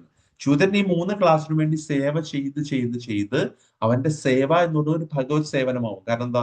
അവൻ സേവിക്കുന്ന വൈശ്യൻ ധാർമ്മികനാണ്, ആ വൈശ്യൻ സേവിക്കുന്നത് ക്ഷത്രിയനെയും ബ്രാഹ്മണനെയാണ്, ആ ബ്രാഹ്മണൻ സേവിക്കുന്നത് ഭഗവാനെയാണ്. മനസ്സിലായി? അപ്പൊ ഇവരെല്ലാം സ്വയം സേവിക്കുന്നുണ്ടെങ്കിലും ഏറ്റവും കൂടുതൽ ഏഹ്, ഭഗവാനിലേക്ക് സേവനം കൊടുക്കുന്ന, അല്ലെങ്കിൽ മനുഷ്യനെ ഏറ്റവും നല്ലൊരു സേവ ചെയ്തു വരുന്ന ബ്രാഹ്മണനെ സേവിക്കുന്നതിലൂടെ ഭഗവാനെ സേവിക്കുന്നതിന് തുല്യമായിട്ട് മാറുന്നു ശൂദ്രന്റെ പോലും സേവനം. അപ്പൊ ഇത് അല്ലാതെ നമ്മൾ അവിടെ ഈഗോ വെച്ച് ഞാൻ എന്തിനാണ് ഇവനെ സേവിക്കുന്നത്, ഭഗവാനെ നേരിട്ട് സേവിക്കുന്നത്, പക്ഷെ ആ സേവനം ചിലപ്പോൾ ശരിയായി ഇല്ല എന്ന് വരും. മനസ്സിലായി? അതുകൊണ്ടാണ് ഈ ക്ലാസ് കൊടുത്തിരിക്കുന്നത്. അപ്പൊ അതിനാണ് ഗുരു ഒക്കെ നമ്മൾ തന്നിരിക്കുന്നത്. അപ്പൊ നേരിട്ട് നേരിട്ട് ചെയ്യുന്നത് തെറ്റൊന്നുമല്ല, ചെയ്യാം. പക്ഷെ അറിയാത്തവര് അവരവരുടെ എങ്ങനെയാണോ നമ്മൾ ജനിച്ചിരിക്കുന്ന ആ അവസ്ഥയിൽ നമ്മൾ പറ്റാവുന്ന സേവനങ്ങൾ ചെയ്തു പോകണം എന്നുള്ളത്, അതാണ് അതിന്റെ ഉദ്ദേശിക്കുന്നത്. അല്ലാണ്ട് ആരെയും ഡിസ്ക്രിമിനേറ്റ് ചെയ്യാനല്ല ഇത് ഉദ്ദേശിച്ചിരിക്കുന്നത് ഭഗവാൻ. അതുപോലെ തന്നെ ബ്രഹ്മചാരി, അടുത്ത 4 കാറ്റഗറിയാണ്. ബ്രഹ്മചാരി, പിന്നെ സ്റ്റുഡന്റ് ലൈഫ്. ബ്രഹ്മചാരി എന്ന് വെച്ചാൽ ഇപ്പൊ നമ്മളൊരു 100 വയസ്സാണ് ഒരാളുടെ ആയുസ് എന്ന് കൂട്ടിക്കഴിഞ്ഞാൽ ബ്രഹ്മചര്യം എന്ന് ഉദ്ദേശിച്ചത് ആദ്യത്തെ 25 വർഷം. ആദ്യത്തെ 25 വർഷം ഒരാളുടെ ആയുസ്സിൽ മുഴുവൻ അയാൾക്ക് പഠിക്കാനുള്ളതാണ്. എന്ത് പഠിക്കുക? അയാള് ഭൗതികമായ വിദ്യാഭ്യാസമല്ല, ആത്മീയ വിദ്യാഭ്യാസം നേടേണ്ട ഒരു പ്രായമാണ് ഈ ബ്രഹ്മചര്യം എന്ന് പറയുന്നത്. അതുകൊണ്ടാണ് ബ്രഹ്മചര്യത്തിൽ നമ്മൾ വിചാരിക്കും ആണും പെണ്ണും തമ്മിൽ നോക്കാൻ പാടില്ല, അങ്ങനെയല്ല ഉദ്ദേശിക്കുന്നത്. അവിടെ പറ്റുമെങ്കിൽ ഇടപെടലുകൾ കുറച്ച് കൂടുതലും അവര് ഈ ജ്ഞാനം ആർജിക്കാൻ എടുക്കണം. അപ്പൊ അവർക്ക് മനസ്സിലാവും എങ്ങനെയാണ് ഒരു ആത്മീയ ജ്ഞാനം നേടേണ്ടത്. അത് മനസ്സിലാക്കി എങ്ങനെയാണ് ഒരു ഗൃഹസ്ഥ അടുത്ത 25-50 വരെയുള്ള അടുത്ത 25 വർഷം ഗൃഹസ്ഥനായിട്ട് ജീവിക്കുന്നത്, വിവാഹമൊക്കെ കഴിച്ച് കുട്ടികളൊക്കെ ആയിട്ട് ഗൃഹസ്ഥനായിട്ട് ജീവിക്കുന്നതാണ്. അപ്പൊ ആ കുട്ടികളെ എങ്ങനെ ജനിപ്പിക്കണം എന്നുള്ള ആത്മീയ കുടുംബാസൂത്രണം അറിയണം. ഇല്ലെങ്കിൽ എന്ന് വെച്ചാൽ വികാരം കൊണ്ടുള്ള ശാരീരിക ബന്ധത്തിൽ കുട്ടികൾ ജനിക്കുമ്പോൾ അവർക്ക് അസുര ഗുണങ്ങൾ കൂടുതൽ ഉണ്ടാവും. മനസ്സിലായി? അങ്ങനെയാണ് നമ്മുടെ ശാസ്ത്രം പറയുന്നത്. നമുക്ക് ദൈവിക ഗുണങ്ങൾ കൂടുതലുള്ള സന്താനങ്ങൾ ജനിക്കണമെങ്കിൽ നമ്മൾക്ക് ഈ ഒരു നമ്മുടെ ബ്രഹ്മചര്യ പാർട്ട് കൃത്യമായിരിക്കണം. എന്താണ് ശരിക്കും, അല്ലെങ്കിൽ ഓൺലി അത് ഈ സെക്ഷുവൽ ലൈഫ് പോലെ മാത്രമായിട്ട് പോകും, വികാരം കൊണ്ട് മാത്രമായിട്ട് പോകും. അപ്പോൾ കുട്ടികളിൽ അസുര സ്വഭാവങ്ങൾ കൂടും. അതാണ് ഇതിന്റെ ഉദ്ദേശം. അതുകൊണ്ടാണ് നമ്മുടെ സമൂഹത്തിനെ ആ അത്രയും പവിത്രതയിലേക്ക് കൊണ്ടുവരാനാണ് ഈ സിസ്റ്റം എല്ലാം ചെയ്തിരിക്കുന്നത്. അതുപോലെ തന്നെ ഗൃഹസ്ഥൻ ബ്രഹ്മചര്യം കഴിഞ്ഞ് ആ 25 വർഷത്തെ ബ്രഹ്മചര്യ അവസ്ഥ കഴിഞ്ഞിട്ട് ഗൃഹസ്ഥനാകുന്ന ഒരു ഗൃഹസ്ഥൻ, അവൻ ശരിക്കും ഒരു കുടുംബനാഥനായിരിക്കും. മനസ്സിലായില്ലേ? വളരെ ഉത്തരവാദിത്തമുള്ള ഒരു ഭർത്താവായിരിക്കും, അച്ഛനായിരിക്കും, മനസ്സിലായില്ല, സഹോദരനായിരിക്കും, എല്ലാമായിരിക്കും, മകനായിരിക്കും, എല്ലാ രീതിയിലും. അത് 50 വയസ്സായി കഴിയുമ്പോഴേക്കും ഉത്തരവാദിത്തങ്ങളെല്ലാം ഒരുവിധം അയാൾ ചെയ്തുകൊണ്ടിരിക്കുന്നു. 50-ൽ നിന്ന് 75 വരെയുള്ള അടുത്ത 25 അയാളുടെ വാനപ്രസ്ഥ കാലമാണ്. എന്താണ്? റിട്ടയർമെന്റിലേക്ക് പോവാണ്. അയാൾ എന്ത് ചെയ്യുന്ന വെച്ചാൽ ഭൗതികമായ കാര്യങ്ങളെല്ലാം എല്ലാവർക്കും ഏൽപ്പിക്കും. മക്കളെ, ഭാര്യ, അല്ലെങ്കിൽ അവർ ഏൽപ്പിക്കേണ്ടതെല്ലാം ഏൽപ്പിച്ചിട്ട് പതുക്കെ പതുക്കെ ഭക്തി സേവനത്തിൽ ഇതെല്ലാം നടക്കുന്നുണ്ട്. അപ്പോൾ തുടക്കം മുതലേ നടക്കുന്ന ഭക്തി സേവനം കൂടിക്കൊണ്ടിരിക്കും. അതുകൊണ്ട് ഇവിടെ സ്റ്റാർട്ടിംഗ് അല്ല, അത് ബ്രഹ്മചര്യം 5 വയസ്സിലെ തുടങ്ങിയിട്ടുണ്ട്. അപ്പൊ കൂടുതൽ ഊന്നൽ അതിന്. പക്ഷെ ഇത് പ്രോപ്പർ ഹാൻഡ് ഓവറുകളാണ്, അല്ലാണ്ട് ഒന്നും ഉപേക്ഷിച്ച് പെട്ടെന്ന് ടീം എന്ന് പറഞ്ഞ് ഡിസപ്പർ ഒളിച്ചോടി പോലൊന്നും അല്ല ഭക്തി എന്ന് പറഞ്ഞു കഴിഞ്ഞാൽ. അതെല്ലാം കൃത്യമായിട്ട് ഇന്നാണെങ്കിൽ പോലും അങ്ങനെയാണ്. ഇപ്പൊ നമ്മളൊരു ഗുരുവിനെ സ്വീകരിച്ചു, ഓക്കെ, നാളെ പോലെ ഞാൻ ഒന്നിനുമില്ല, ഞാൻ എപ്പോഴും ഇരുന്ന് ചാൻഡിയല, വീട്ടിലെ കാര്യമൊക്കെ എങ്ങനെയുണ്ട്, അങ്ങനെ അതൊരിക്കലും ഭക്തിയാവുന്നില്ല. ഭഗവാൻ അത് നിർദ്ദേശിച്ചിട്ടില്ല. പ്രോപ്പർ ആയിട്ടുള്ള ഹാൻഡ് ഓവറുകൾ ആവശ്യമാണ്. എല്ലാം ഭൗതികമായി എന്ത് നടക്കുന്നു അതെല്ലാം കൃത്യമായിട്ട് തന്നെ പോകണം. മനസ്സിലായില്ല? അതെല്ലാം പോയിക്കൊണ്ട് തന്നെയായിരിക്കണം. അതുപോലെ തന്നെ 75 മുതൽ 100 വരെയുള്ള ലാസ്റ്റത്തെ ഒരു 25 വർഷം, ജസ്റ്റ് ഒരു എക്സാമ്പിളിൽ പറഞ്ഞാണ് അങ്ങനെ 4 കാറ്റഗറി. അപ്പോൾ 4 ഏജ് പീരീഡ്.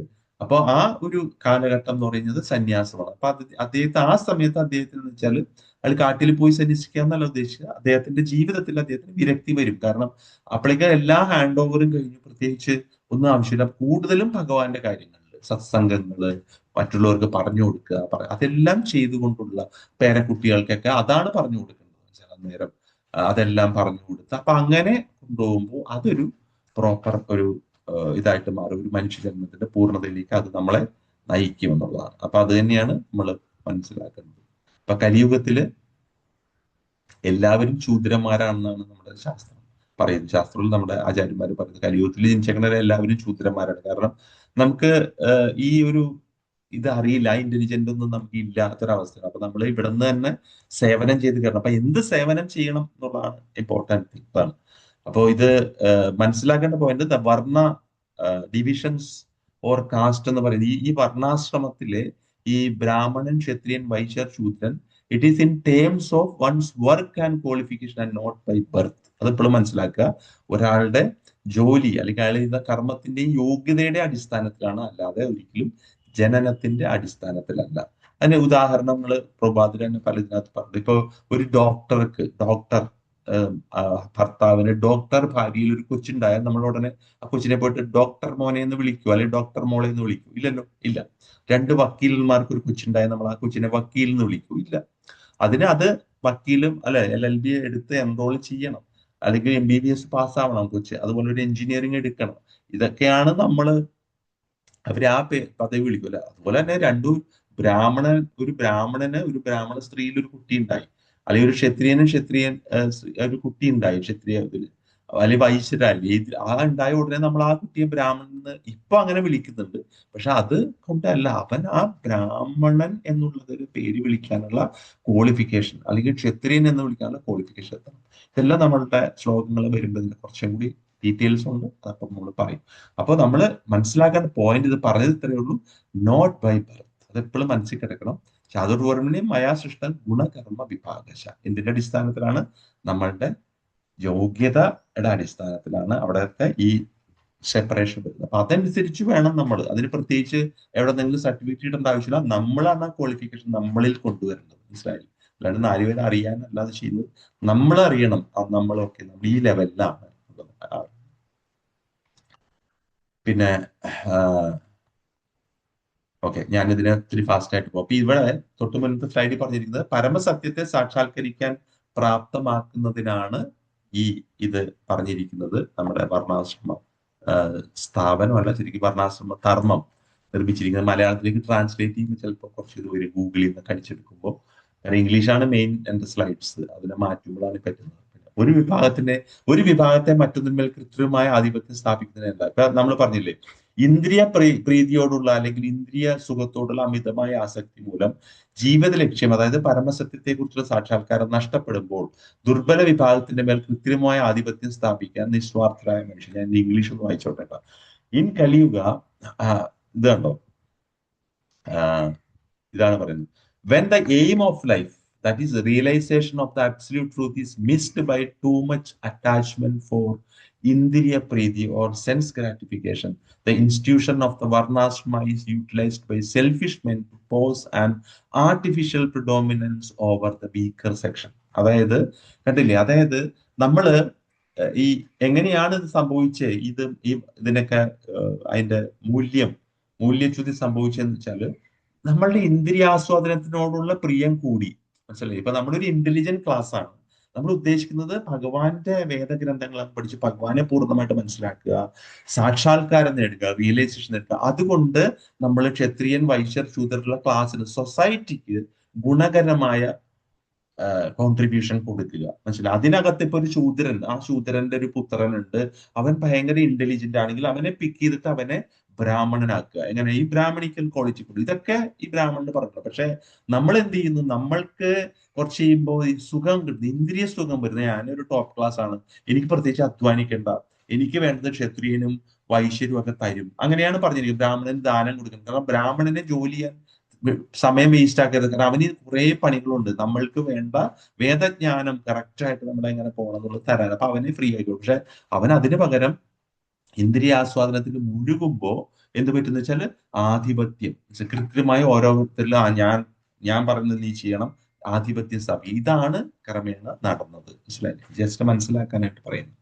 അപ്പൊ അതാണ് ഇത് പറഞ്ഞത്. പിന്നെ സനാതന ധർമ്മം എന്നുള്ളത്, സനാതന ധർമ്മം എന്ന് പറഞ്ഞാൽ എറ്റേണൽ ആയിട്ടുള്ള ധർമ്മമാണ്. ഇതിന്റെ ഒരു സമ്മറി പറയാം. അതായത് സനാതന ധർമ്മം എന്ന് പറഞ്ഞാൽ ശാശ്വതമായിട്ടാണ്. അത് എങ്ങനെയെന്ന് പറഞ്ഞാൽ, ഇപ്പൊ നമ്മൾ വെള്ളം എന്ന് പറയുന്നു, മനസ്സിലായില്ലേ? വെള്ളം വെള്ളം എന്ന് പറഞ്ഞിട്ട് ഞാൻ പറയാണ്, വെള്ളം എങ്ങനെ ഇരിക്കുന്നത് നമുക്കറിയാം. അതിനകത്ത് എന്തുണ്ട്? ലിക്വിഡിറ്റി അതിന്റെ ഒരു ക്വാളിറ്റിയാണ്, അല്ലെങ്കിൽ അതെന്താ പറഞ്ഞ അതിന് മലയാളത്തില് ദ്രവ്യത, മനസ്സിലായില്ലേ? അത് ലിക്വിഡിറ്റി. അപ്പൊ വെള്ളം എന്ന് പറഞ്ഞാൽ ലിക്വിഡ് ആണ്, അല്ലെ? അപ്പൊ ഞാൻ പറയണത് എനിക്ക് വെള്ളം വേണം, പക്ഷെ ലിക്വിഡിറ്റി ഇല്ലാത്ത വെള്ളം മതി. ദ്രവ്യത ഇല്ലാത്ത പറയാൻ പറ്റും ഇല്ല. അല്ലെങ്കിൽ പറഞ്ഞാൽ ഫയർ, തീ.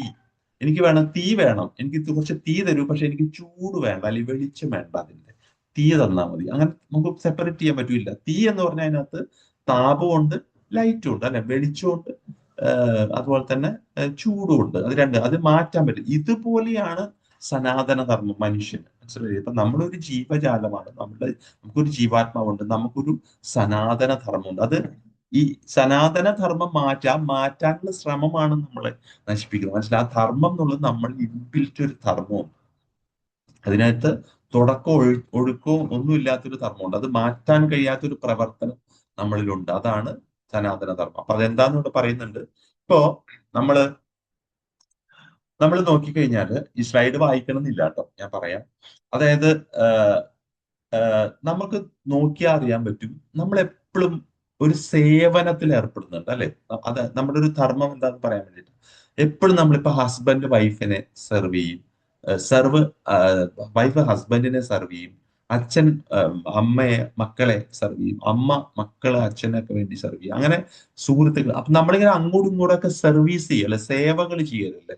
അതിൽ നമ്മൾ ഭയങ്കര സംതൃപ്തി നമ്മൾ കിട്ടും, അല്ലെ? ഇപ്പൊ ഒരു അമ്മയ്ക്കാണെങ്കിൽ തന്നെ ഒരു പാചകം ചെയ്ത് മക്കൾക്കും ഭർത്താവിനും അല്ലെങ്കിൽ അമ്മയ്ക്കും അച്ഛനും ഒക്കെ വെച്ച് വിളമ്പുമ്പോൾ അതിലൊരു സംതൃപ്തി അവർക്ക് കിട്ടും. അതുപോലെ തന്നെ ഒരാൾ ഏൺ ചെയ്ത് കൊണ്ടുവന്ന് മറ്റുള്ളവരെയൊക്കെ അവരെ ടേക്ക് കെയർ ചെയ്യുമ്പോൾ അവർക്കൊരു സംതൃപ്തി, അല്ലെ? അല്ലെങ്കിൽ ഇഷ്ടമുള്ള രണ്ട് സുഹൃത്തുക്കളും ഒരു സാധനങ്ങൾ അങ്ങോട്ടും ഇങ്ങോട്ടും ചെയ്തു കൊടുക്കുന്നു, ഒരു സഹായം ചെയ്തു കൊടുക്കുമ്പോൾ അതിനൊരു സംതൃപ്തി കിട്ടില്ലേ? അപ്പൊ ആ സംതൃപ്തി, സന്തോഷം എന്നുള്ളത് നോക്കിയാൽ നമുക്ക് മനസ്സിലാവും, ഈ സർവീസ് മെന്റാലിറ്റി നമുക്കുണ്ട്. അത് നമ്മളുടെ ഒരു സനാതന ക്വാളിറ്റിയാണ്, സർവീസ് മെന്റാലിറ്റി. മനസ്സിലായി? ആ സർവീസിലൂടെയാണ് നമ്മൾക്ക് സ്നേഹവും കിട്ടുന്നത്. കാരണം നമ്മളിപ്പോ രണ്ടുപേരുണ്ട്, ഭാര്യയും ഭർത്താവാണ്, അവർ അങ്ങോട്ട് ഒരാൾ തെക്കോട്ടും വടക്കോട്ടും നോക്കിയിരിക്കുക, ഭയങ്കര സ്നേഹത്തില എന്ന് പറഞ്ഞാൽ അവർക്കൊരു സന്തോഷം കിട്ടില്ല. എന്തുകൊണ്ടാന്ന് വെച്ചാൽ അത് പ്രകടമാവുന്നില്ല, അവിടെ ഒരു സർവീസിലൂടെ പ്രകടമാവുന്നില്ല. ശരിയല്ലേ? അപ്പൊ ഈ സർവീസിലൂടെ പ്രകടമാണ്. അപ്പൊ അല്ലെങ്കിൽ നമ്മുടെ വീട്ടിൽ ഒരു അച്ഛനുണ്ട്, അമ്മയുണ്ട്, പ്രായമുള്ള അപ്പൂപ്പനുണ്ട്, അമ്മയുണ്ട്, ഭയങ്കര കാര്യം നമ്മൾ അവരെ, പക്ഷെ നമ്മൾ അവരുടെ അടുത്ത് പോലും പോവാറില്ല, അവരൊന്നും തൊടാറ് പോലുമില്ല. അങ്ങനെയല്ല, നമ്മൾ അവരുടെ അടുത്ത് ഇരുന്നു, അവരുടെ അടുത്ത് കൈയൊക്കെ പിടിച്ചു, ഒന്ന് സംസാരിച്ചു, കൈകാല് വേദനയുണ്ട്, ഒരു ബാമൊക്കെ ഇട്ട് തിരുമ്മി കൊടുത്തു, അല്ലെ? ഇത് എന്തൊക്കെ ഇടയ്ക്കൊന്ന് കെട്ടിപ്പിടിച്ചു, ഒരു സന്തോഷം പ്രകടിപ്പിച്ചു. ഇത് ചെയ്യുമ്പോൾ അവർക്ക് ഭയങ്കര സന്തോഷവും. കാരണം വെച്ചാൽ അവിടെ ആ രണ്ട് ആത്മാക്കൾ തമ്മിലൊരു ഒരു ബന്ധം വരികയാണ്. എങ്ങനെ? ഒരു സേവനം. അവിടെ അങ്ങോട്ടും ഇങ്ങോട്ടും, അല്ലെങ്കിൽ ഒരു ഇഷ്ടമുള്ള ഒരു സാധനം കൊണ്ട് കൊടുത്ത്, ഒരു ജ്യൂസ് ഉണ്ടാക്കി, ഇത് കുടിച്ചോളൂ, തണുപ്പൊന്നുമില്ല എന്നൊക്കെ പറഞ്ഞ് ഇങ്ങനെ കൊടുക്കുക, അല്ലെങ്കിൽ ഇത് ചൂടുള്ള ഒരു പായസം ഉണ്ടാക്കി, ഇതൊക്കെ നമ്മളെ സ്നേഹത്തോടെ കൈമാറുമ്പോൾ ആ ഒരു സ്നേഹം കൈമാറ്റം ചെയ്യപ്പെടും, ആ ഭൗതിക വസ്തുക്കൾ കൈമാറും. മനസ്സിലല്ലേ? ഇതാണ് നമുക്ക് സനാതനമായിട്ടുള്ള ഒരു ക്വാളിറ്റി. അതായത് നമുക്കൊരു സേവന മനോഭാവം നമുക്കുണ്ട്. മനസ്സിലായില്ലേ? അത് നമ്മുടെ സേവന മനോഭാവം നമ്മുടെ സനാതനമായ ഒരു കാര്യമാണ്. അപ്പൊ നമ്മൾ എന്ത് ചെയ്യുന്ന വെച്ചാല്, ഈ സേവന മനോഭാവത്തിനെ നമ്മൾ എന്ത് ചെയ്യുന്ന വെച്ചാല് ഭഗവാനിലേക്ക് തിരിക്കണം. അതാണ് നമ്മൾ പറഞ്ഞു വരുന്നത്. മനസ്സിലായി? ഞാൻ കുറച്ച് സമ്മറൈസ് ചെയ്യണം അതിനെ. അപ്പോ നമ്മൾ ഈ ഭൗതിക ലോകത്തിലെ വ്യക്തികളിൽ നിന്നും വസ്തുക്കളിൽ നിന്നുള്ള സേവനത്തെ ആത്മീയ ലോകത്തിലെ കൃഷ്ണനുമായിട്ടുള്ള സേവനമാക്കി മാറ്റുമ്പോൾ അതാണ് ആർട്ട് ഓഫ് കൃഷ്ണ കോൺഷ്യസ്നസ് എന്ന് പറയുന്നത്. ഉണ്ടോ? This process transforming one service from persons and objects in the material world to the service of Krishna in the spiritual world is the art of Krishna consciousness. അപ്പോ നമ്മുടെ ഒരു കൃഷ്ണാവബോധം എന്ന് പറയുന്ന പ്രക്രിയ എന്ന് വെച്ചാൽ നമ്മളുടെ ആ ഒരു സർവീസ് എന്ന് വെച്ചാൽ അവർക്കൊന്നും സർവീസ് ചെയ്യേണ്ടെന്നല്ല, അതിനൊപ്പം തന്നെ ഭഗവാനും സർവീസ് ചെയ്യുക. അവർക്ക് ചെയ്യുന്ന സർവീസിൽ നമ്മൾ എന്ത് വിചാരിക്കണം? അതും ഒരു ജീവാത്മാവാണ്, ഭഗവാന്റെ തന്നെ സന്താനമാണ്. അപ്പൊ ഞാൻ ആ സർവ് ചെയ്യുമ്പോൾ ആ ജീവാത്മാവിലൂടെ ഞാൻ ഭഗവാനെയും സേവിക്കുന്നുണ്ട്. ആ ഒരു ചിന്ത, ഭഗവത് ചിന്ത അവിടെ കൊണ്ടുവന്നിട്ട് സർവീസ് അങ്ങനെ തന്നെ നിലനിർത്താം. ഒപ്പം ഭഗവാനെ നമ്മൾ നേരിട്ടും സർവീസ് ചെയ്യണം. നമ്മളുടെ വിഗ്രഹത്തിലൂടെയോ ഫോട്ടോയിലൂടെയോ ഉള്ളത് വേറെ സർവീസ്, അത് നമ്മൾ ചെയ്യേണ്ട ആവശ്യമാണ്. അപ്പോൾ നമുക്ക് ഈ ഒരു പ്രാക്ടീസിലൂടെ, ഇങ്ങനെയുള്ള ഈ ഇത് മനസ്സിലാക്കി മുന്നോട്ട് നീങ്ങുന്നതിലൂടെ അതിൽ പുരോഗമിക്കുമ്പോൾ നമ്മൾ കൃഷ്ണന്റെ പ്രീതിക്കായി നമ്മൾ ഇത്തരം പ്രവർത്തനങ്ങൾ ചെയ്യുമ്പോൾ ഭൗതികമായി തോന്നുന്ന പ്രവർത്തനങ്ങളെ നമുക്ക് മോക്ഷദായകമായ ട്രാൻസെൻഡന്റൽ അതീന്ദ്രിയ പ്രവർത്തനങ്ങളായി നമുക്ക് എങ്ങനെ മാറ്റാൻ പറ്റും നമുക്ക് ഭഗവത്ഗീത പഠിക്കുമ്പോൾ നമുക്ക് സ്ലോലി നമുക്ക് മനസ്സിലാക്കാൻ സാധിക്കും എന്നുള്ളതാണ്. അപ്പൊ ഈ സെഷൻ ഇവിടെ തീരുകയാണ്. ഇനി പെട്ടെന്ന് ഒന്ന് രണ്ട് കാര്യങ്ങൾ കൂടി പറയാനുണ്ട്. ജസ്റ്റ് പെട്ടെന്ന് പറയാൻ കാരണം വെച്ചാൽ ഇനി അങ്ങോട്ട് ഇത് ഈ സ്ലൈഡ് മുഴുവൻ നമ്മൾ ഈ ക്ലാസ്സിൽ ഉദ്ദേശിച്ചിട്ടുള്ളതല്ല. ഇതൊരു ഡീറ്റെയിൽഡ് പല സെഷനുകൾക്ക് വേണ്ടിയുള്ളതാണ്. എല്ലാം ഞാൻ ചിലതൊക്കെ സ്കിപ്പ് ചെയ്യുന്നത്. ഇപ്പൊ ശ്രീല പ്രഭാതർ പറയുന്നുണ്ട്, in human society one kills a man he has to be hanged or punished. അതായത് നമുക്ക് അറിയാലോ, ഒരാള് മറ്റൊരാളെ കൊന്നാൽ അതിന്റെ നിയമം ഒന്നിലെ അയാളെ തൂക്കിക്കൊല്ലും, അല്ലെങ്കിൽ അയാളെ ഒരു ശിക്ഷ അനുഭവിക്കും. ഇതാണ് രാജ്യത്തിന്റെ നിയമം. അതുപോലെ തന്നെ ഈ പരമപുരുഷനാൽ നിയന്ത്രിക്കപ്പെടുന്ന നമ്മുടെ ഈ സമ്പൂർണ്ണ സ്ഥിതി, അതിന് ചില നിയമങ്ങളുണ്ട്. അത് നമ്മൾ മനസ്സിലാക്കുക. എല്ലാ ജീവജാലങ്ങളും പരമപുരുഷന്റെ സന്താനങ്ങളാണ്. മനസ്സിലായില്ലേ? ഭഗവാന്റെ സന്താനങ്ങൾ. നമുക്കൊരു ഉറുമ്പിനെ സൃഷ്ടിക്കാൻ സാധിക്കും, നമുക്കൊരു പാമ്പിനെ സൃഷ്ടിക്കാൻ സാധിക്കും, ഒരു ജീവൻ അതിനെ സൃഷ്ടിക്കാൻ സാധിക്കും. പക്ഷെ നമ്മൾ അതിനെ പോയിട്ട് ഓടിച്ചിട്ട് അടിച്ചു കൊല്ലുകയൊക്കെ ചെയ്യും അല്ലെ? കൊതുകിനെയൊക്കെ നമ്മൾ കൊല്ലും, സൃഷ്ടിക്കാൻ സാധിക്കുന്നില്ല. കൊല്ലണ്ടെന്നല്ല, കൊല്ലാം. പക്ഷെ അതിരുന്ന പാപങ്ങളിൽ നമുക്ക് രക്ഷപ്പെടാന്നുള്ളത് നമ്മൾ അറിയണം. പക്ഷെ ഇങ്ങനെ ചെയ്യുന്നത് ഭഗവാൻ ഇഷ്ടമല്ല. കാരണം അതിനകത്തൊക്കെ ഒരു ജീവാത്മാക്കളുണ്ട്. അപ്പൊ ആ ജീവാത്മാക്കളെ ശരീരം നശിപ്പിക്കുന്നത് ഭഗവാൻ ഇഷ്ടമുള്ള കാര്യമില്ല. കാരണം ഇതിലൂടെയാണ് നമുക്ക് പാപം വന്ന് കയറുക. അപ്പൊ അതിന് നമ്മളൊരു വലിയ വില നൽകേണ്ടി വരും ഓരോന്നിനും. അത് നമ്മൾ മനസ്സിലാക്കുക. ആ വിലയാണ് നമ്മളുടെ എന്ത് പറയുന്നത്, റിയാക്ഷൻ ഓഫ് കർമ്മ എന്ന് പറയുന്നത്. മനസ്സിലായി? അതിലൂടെയാണ് നമുക്ക് റീഇൻകാർണേഷൻ വരുന്നത്, അതായത് പുനർജന്മം വരുന്നത്. അപ്പൊ അതുകൂടി നമുക്കൊന്ന് ജസ്റ്റ് ഷോർട്ട് ആയിട്ട് പോണം. പിന്നെ 2 ചാപ്റ്റർ പോലെ ഇവിടെ കാണും, അത് ശ്രദ്ധിക്കണ്ട. ജസ്റ്റ് ഇവിടെ പറയാൻ ഉദ്ദേശിക്കുന്ന കാര്യം ഇതാണ്. നമ്മള്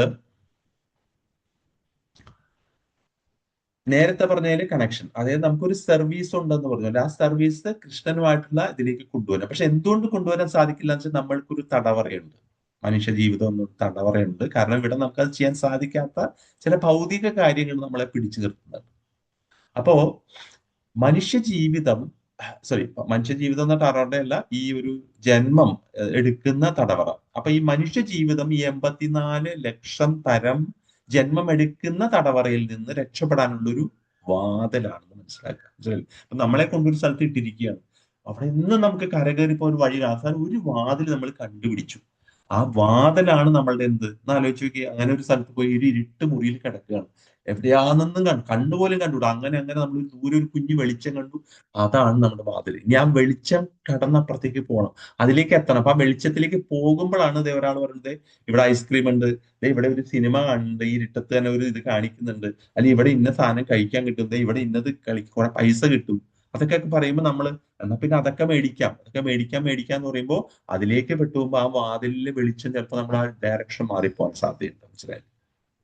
അപ്പോ മനുഷ്യ ജീവിതം എന്ന് പറഞ്ഞാൽ നമുക്ക് ഇത്തരം ഒരു ഇരുട്ടായി കിടക്കുന്ന ഒരു അജ്ഞതയിൽ നിന്ന് കരകയറി നമുക്ക് പോകാനുള്ള ഒരു വഴിയാണ്. മനസ്സിലായി? അപ്പൊ അത് നമ്മൾ ഉപയോഗപ്പെടുത്തണം. മനുഷ്യന്റെ ഒരേ ഒരു കർമ്മം പരമദിവ്യത്വം പുരുഷമായിട്ടുള്ള നഷ്ടപ്പെട്ട ബന്ധം. അപ്പൊ നേരത്തെ പറഞ്ഞ നമ്മളൊരു സേവനം എന്ന് പറയുന്നത്, അപ്പൊ അത് നമ്മൾ ഭഗവാനുമായിട്ടൊരു ബന്ധമുണ്ട്. നമുക്ക് ഭഗവാന്റെ അംശമാണ് നമ്മൾ. ആ അംശം, ആ യോഗ പ്രോസസ്, ആ അംശത്തിന് ബന്ധം ഇപ്പൊ നഷ്ടപ്പെട്ടിരിക്കുകയാണ്. എങ്ങനെ നഷ്ടപ്പെട്ടു? നമ്മളായിട്ട് നഷ്ടപ്പെട്ടിരിക്കുക. നമ്മൾ ആ സ്മരണ നിന്ന് അതിനെ മാറ്റി വെച്ചിരിക്കുകയാണ് താൽക്കാലികമായിട്ട്. മനസ്സിലായി? കാരണം എന്തിനാ? ഭൗതിക ആസ്വാദനത്തിന് വേണ്ടിയിട്ട്. അപ്പൊ ആ ഒരു ആസ്വാദനം കുറച്ച് ആ ബന്ധത്തിനെ പുനഃസ്ഥാപിക്കുക. മനുഷ്യ ജീവിതം പരമദിവ്യത്വ വ്യക്തിത്വമായിട്ടുള്ള ശാശ്വത ബന്ധത്തിൽ ആത്മീയ അറിവ് വളർത്തിയെടുക്കുന്നുണ്ട്. അപ്പൊ നമ്മുടെ ജീവിതത്തിന്റെ ഉദ്ദേശം അതാണ് നമ്മൾ ഹുവാമ എന്ന് പറഞ്ഞിട്ട് ക്ലാസ് നമ്മൾ എടുക്കുന്നത്. അപ്പൊ നമ്മളുടെ ഉദ്ദേശം എന്ന് വെച്ചാല് ഈ ഒരു അവബോധം വേറൊരു ജീവിയിലും, നമ്മൾ പൂച്ചയോ പട്ടിയോ ആമയോ ഒക്കെ ആയാലൊന്നും ഈ പ്രാക്ടീസ് ചെയ്യാൻ സാധിക്കില്ല. അപ്പൊ ഈ ജന്മം കൊണ്ട് അതാണ് നമ്മൾ ചെയ്യേണ്ടത്. പക്ഷെ നമ്മൾ അതിന് പകരം വേറെ ഓരോന്നിന് നടക്കുകയാണ്. അപ്പൊ ഭാഗവതം അത് പറയുന്നുണ്ട്, മനുഷ്യ ജീവിതം ബദ്ധനായ ആത്മാവിന് പരമസത്യം ഗ്രഹിക്കാൻ ആവശ്യമായ ബുദ്ധിശക്തി നൽകുന്നു എന്ന് ഈ ശ്ലോകം പറയുന്നത്. അത് 11-ാം സ്കന്ധത്തിലെ 9 അധ്യായത്തിലെ 28-ാമത്തെ ശ്ലോകം വളരെ കൃത്യമായിട്ട് അത് പറയുന്നുണ്ട്. അപ്പോൾ അതിലൂടെ പോയാൽ നമുക്ക് ഈ ഒരു മനുഷ്യ ജീവിതത്തിന്റെ ലക്ഷ്യത്തിലേക്ക് നമുക്ക് എത്തിച്ചേരാൻ സാധിക്കും. അപ്പോ അത് പറഞ്ഞുകൊണ്ട് ഒരു പോയിന്റ് കൂടിയുണ്ട്, ഇതൊന്നും കണ്ടു പേടിക്കണ്ട. ഓക്കെ, ഇതാണ്. അപ്പൊ ചുരുക്കത്തിൽ പറഞ്ഞു കഴിഞ്ഞാല് പൂർണ്ണ ഉത്തരവാദിത്വം, ഒരു റെസ്പോൺസിബിൾ ഹ്യൂമൻ ബീയിങ് എന്ന രീതിയിൽ നമ്മൾ ഈ ഇപ്പോഴത്തെ നമ്മുടെ ജീവിതത്തിന്റെ, മനുഷ്യ ജീവിതത്തിന്റെ പ്രധാന കടമയെ കുറിച്ച് ബോധമാണ്. അപ്പൊ ഇതുവരെ ക്ലാസ് കേട്ടിട്ടുള്ള എല്ലാവരും നമുക്കൊരു ചിന്ത ഉണ്ടായിരിക്കണം. നമ്മൾ ഈ മനുഷ്യനായിട്ട് ജനിച്ചത് എന്തുകൊണ്ടാണ് എന്നുള്ളൊരു ചിന്ത നമുക്ക് ഉണ്ടായിരിക്കണം. അതായത് നമ്മളിപ്പോ പറയില്ലേ, ഇപ്പൊ പശു എന്ന് പറഞ്ഞാൽ അത് പാല് തരുന്നുണ്ട്, അതിന്റെ ചാണകം ഉപകാരപ്പെടും. ആടുണ്ട്, അതിന് പാല് കിട്ടുന്നു. ഒരു ചീര അല്ലെങ്കിൽ ഒരു വാഴ, അതിനെല്ലാത്തിനും നമുക്കൊരു ഒരു ഒരു ലക്ഷ്യം പറയാനുണ്ട്, അല്ലെങ്കിൽ അതിനൊരു ഒരു ഗുണം, എന്തുകൊണ്ടാണ് അതിന്റെ ആവശ്യം എന്താണെന്ന് പറയാൻ. അത് നമ്മൾ എന്തിനാണ് ഇതെല്ലാം നശിപ്പിക്കാനാണോ, ഇതെല്ലാം തിന്നിട്ട് വെറുതെ ജീവിച്ചു പോകാനുള്ള ഒരു ആൾക്കാരാണോ നമ്മൾ? അല്ലെ, നമ്മളെല്ലാം നശിപ്പിക്കലല്ലേ ചെയ്യുന്നുള്ളൂ. നമ്മളാണെങ്കിൽ ഭൂമിയാണെങ്കിൽ അതിനെ അല്ലെ ഒരു വിധത്തിൽ നശിപ്പിക്കും. പിന്നെ നമ്മൾ മരങ്ങൾ വെട്ടി നശിപ്പിക്കും, അല്ലെ വീട് പണിത് കുറെ കോൺക്രീറ്റ് ഒക്കെ കൊണ്ടുവരും. പിന്നെ അതുപോലെ പ്ലാസ്റ്റിക് മാലിന്യം. നമ്മൾ ആലോചിച്ച് നോക്കും, നമ്മൾ എന്തെങ്കിലും പ്രകൃതിയെ നമ്മൾ എന്തെങ്കിലും രീതിയിൽ, പ്രകൃതിയെ നമ്മൾ ആസ്വദിക്കുന്നുണ്ടെന്നല്ലാണ്ട് നമ്മൾ പ്രകൃതി ഏതെങ്കിലും രീതിയിൽ നമ്മൾ ഒരു നാശം നടത്താതെ നമ്മൾ മുന്നോട്ട് പോകുന്നുണ്ടില്ല. അപ്പോ സംതിങ് നമ്മളെ കൊണ്ടൊരു ഭഗവാൻ ഒരു ഉദ്ദേശം ഉണ്ട്, അല്ലെ ഈ ജന്മം തന്നെ. അപ്പൊ ആ ഉദ്ദേശം നമ്മൾ ചെയ്യാതെ മറ്റുള്ള കാര്യങ്ങൾ ചെയ്തിട്ട് കാര്യമില്ല. അപ്പോ ആ മനുഷ്യ ജന്മത്തിന്റെ പ്രധാന കടമയെ കുറിച്ച് നമ്മൾ ബോധവാന്മാരായിരിക്കണം. ഭൗതിക ജീവിതത്തിന്റെ അടിയന്തര ആവശ്യങ്ങൾ നിറവേറ്റുന്നതിനുള്ള പ്രവർത്തനങ്ങളെ ജീവിതത്തിൽ. അപ്പൊ ചിലര് കരുതും ഈ ലൈഫ് എന്ന് പറഞ്ഞാൽ ഇങ്ങനെ ജോലി പഠിച്ചു, ജോലി മേടിക്കുക, കുറെ പൈസ ഉണ്ടാക്കി, പിന്നെ ഇങ്ങനെ കുറെ ആഹാരം കഴിച്ച് ഇങ്ങനെ പോവുക, എല്ലാവരെയും നോക്കുക, കുറെ മക്കളുണ്ടായി, പിന്നെ അവർക്ക് മക്കളുണ്ടായി, അവരെ നോക്കി, അത് കഴിഞ്ഞ് കുറെ കാറ് ഇതൊക്കെ ഇങ്ങനെ ഇരിക്കുക, പിന്നെ മരിച്ചു പോവുക. ഇതിങ്ങനെ നമ്മൾ വിചാരിക്കരുത്. അതല്ല നമ്മുടെ ജീവിതത്തിന്റെ ഉദ്ദേശം. അപ്പൊ നമ്മൾ ജന്മമൃത്യു ജരാവ്യാധിയിൽ വീണ്ടും കറങ്ങിക്കൊണ്ടിരിക്കും. അപ്പൊ നമ്മളെപ്പോഴും വരും ജന്മത്തിലെ ഏറ്റവും മികച്ച സാഹചര്യം, അപ്പൊ ഈ ജന്മത്തിൽ മാത്രമല്ല വരും ജന്മത്തിലും നമുക്ക് എന്താണ്, കാരണം നമ്മളുടെ നെക്സ്റ്റ് ബർത്ത് തീരുമാനിക്കുന്നത് നമ്മളാണ്. അത് നമ്മൾ ഭഗവത്ഗീത പഠിക്കുമ്പോൾ വിശദമായിട്ട് നമുക്ക് മനസ്സിലാവും. അപ്പൊ നമുക്ക് ഇനി കിട്ടാൻ പോണ ശരീരം എന്താണ്, എവിടെയായിരിക്കും നമ്മളെന്ന് തീരുമാനിക്കുന്നത് ഭഗവാൻ നമുക്കാണ് തന്നിരിക്കുന്നത്. മനസ്സിലായി? അത് നമ്മുടെ കയ്യിലിരിക്കണം. ഇതറിയാതെയാണ് നമ്മൾ ഈ ജീവിച്ചു. അതാണ് ഭഗവത്ഗീത ഗുപ്തജ്ഞാനം, രാജവിദ്യ, രാജഗുഹ്യ യോഗം എന്നാണ് 9-ാം അധ്യായത്തിന്റെ പേര് വരുന്നത്. രാജഗുഹ്യമാണ്. ഗുഹ്യം എന്ന് പറഞ്ഞാൽ തന്നെ രഹസ്യമാണ്. രാജഗുഹ്യം എന്ന് പറഞ്ഞാൽ ഏറ്റവും ഗുഹ്യതമം, ഏറ്റവും എക്സ്ട്രീം ആയിട്ടുള്ള രഹസ്യം. കാരണം ഈ രഹസ്യം എന്ന് പറയാൻ കാരണം ഇതൊന്നും വായിച്ച പലർക്കും മനസ്സിലാകില്ല. അപ്പൊ എന്തുകൊണ്ടാണ് ഈ ലൈഫ് നമുക്ക് അത്രയും പ്രഷ്യസ് ആവുന്നത്, എന്താണ് ഇതുകൊണ്ട് ചെയ്യേണ്ടതെന്ന് മനസ്സിലാക്കുക. അതാണ് നമ്മൾ ശ്രദ്ധിക്കുന്നത്. അപ്പൊ ആ ഒരു പ്രധാന കടമയ്ക്കായിട്ട് ഒരുങ്ങുന്നതിന്, അതിനുവേണ്ടി തയ്യാറാകുന്നതിനാണ് മനുഷ്യ ജീവിതം കൊണ്ട് ഉദ്ദേശിക്കുന്നത്. അപ്പൊ അതാണ് നമ്മൾ ചെയ്യേണ്ടത്. ഇനി ഇതൊക്കെ കുറെ ക്വസ്റ്റ്യൻ ആൻസേഴ്സ് ആണ് ഇതെല്ലാം. ഇതൊരു ശ്ലോകമാണ്.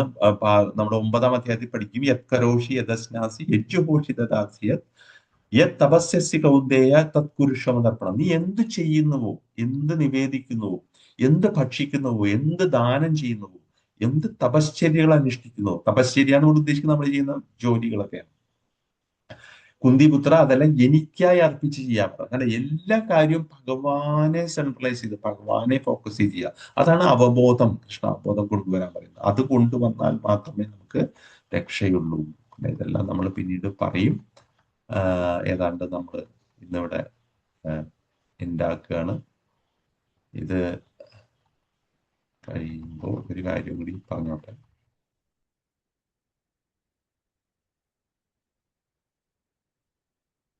ഒരു സ്ലൈഡും കൂടി ഉണ്ട്.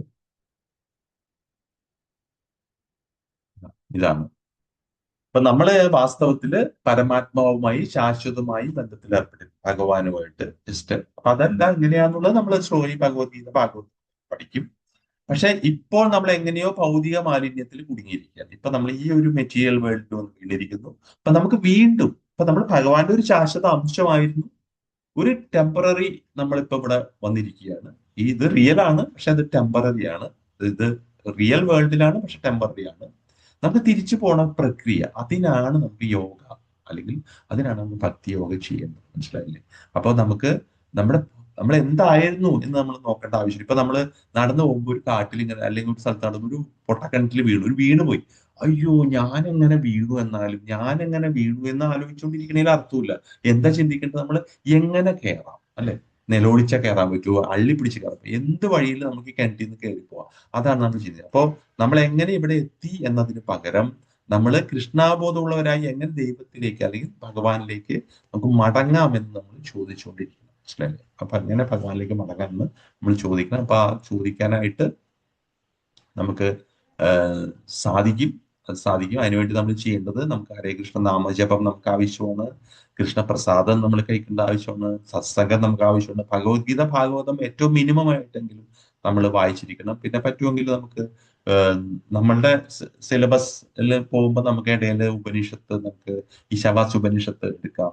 പിന്നെ ഒന്ന് രണ്ട് കാര്യങ്ങൾ നമുക്ക് ആവശ്യമാണ്. പിന്നെ ഒരു ആധ്യാത്മിക ഗുരു തീർച്ചയായും ആവശ്യമാണ്. അത് ഇതെല്ലാം പഠിച്ചു കഴിയുമ്പോൾ അവരവരുടെ ചോയ്സാണ്. ഒരു അധ്യാത്മിക ഗുരുവിലേക്കുള്ള ഇതും ഈ ജന്മത്തിൽ തന്നെ സാധിക്കുമെങ്കിൽ അതും വളരെ അത്യാവശ്യമാണ്. ഇത്രയും കാര്യങ്ങളുണ്ടെങ്കിൽ മനുഷ്യ ജീവിതം എന്നുള്ള ഒരു കൺക്ലൂഷനിലേക്ക് നമുക്ക് എത്താൻ സാധിക്കും. ഹരേ കൃഷ്ണ കൃഷ്ണ കൃഷ്ണ ഹരേ ഹരേ, ഹരേ രാമ ഹരേ രാമ. എന്തെങ്കിലും ചോദിക്കാനുണ്ടോ? നമ്മുടെ ഇൻട്രൊഡക്ഷൻ സെഷൻ ഇന്നിവിടെ തീരുകയാണ്.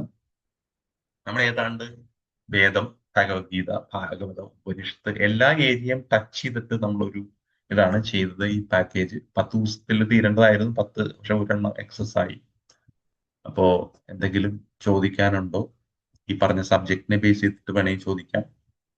ഇനി അത് അല്ലാതെയും ചോദിക്കാം. അടുത്ത ആഴ്ചയിൽ നമ്മൾ ഭഗവത്ഗീത ആണ് തുടങ്ങുന്നത്. ഭഗവത്ഗീത 1-ാമത്തെ അധ്യായത്തിൽ നമ്മൾ ആരംഭിക്കും. 1-ാമത്തെ ശ്ലോകത്തിൽ നിന്ന് തുടങ്ങും.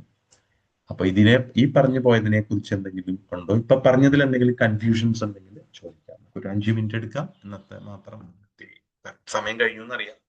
2:45 നമ്മുടെ എൻഡിങ് ടൈം. എന്തെങ്കിലും ഉണ്ടെങ്കിൽ ചോദിക്കാം. നമുക്ക് ഡിസ്കസ് ചെയ്യണമെങ്കിൽ ഡിസ്കസ് ചെയ്യാം, ഗ്രൂപ്പായിട്ടോ. 5 മിനിറ്റ് എടുക്കാൻ.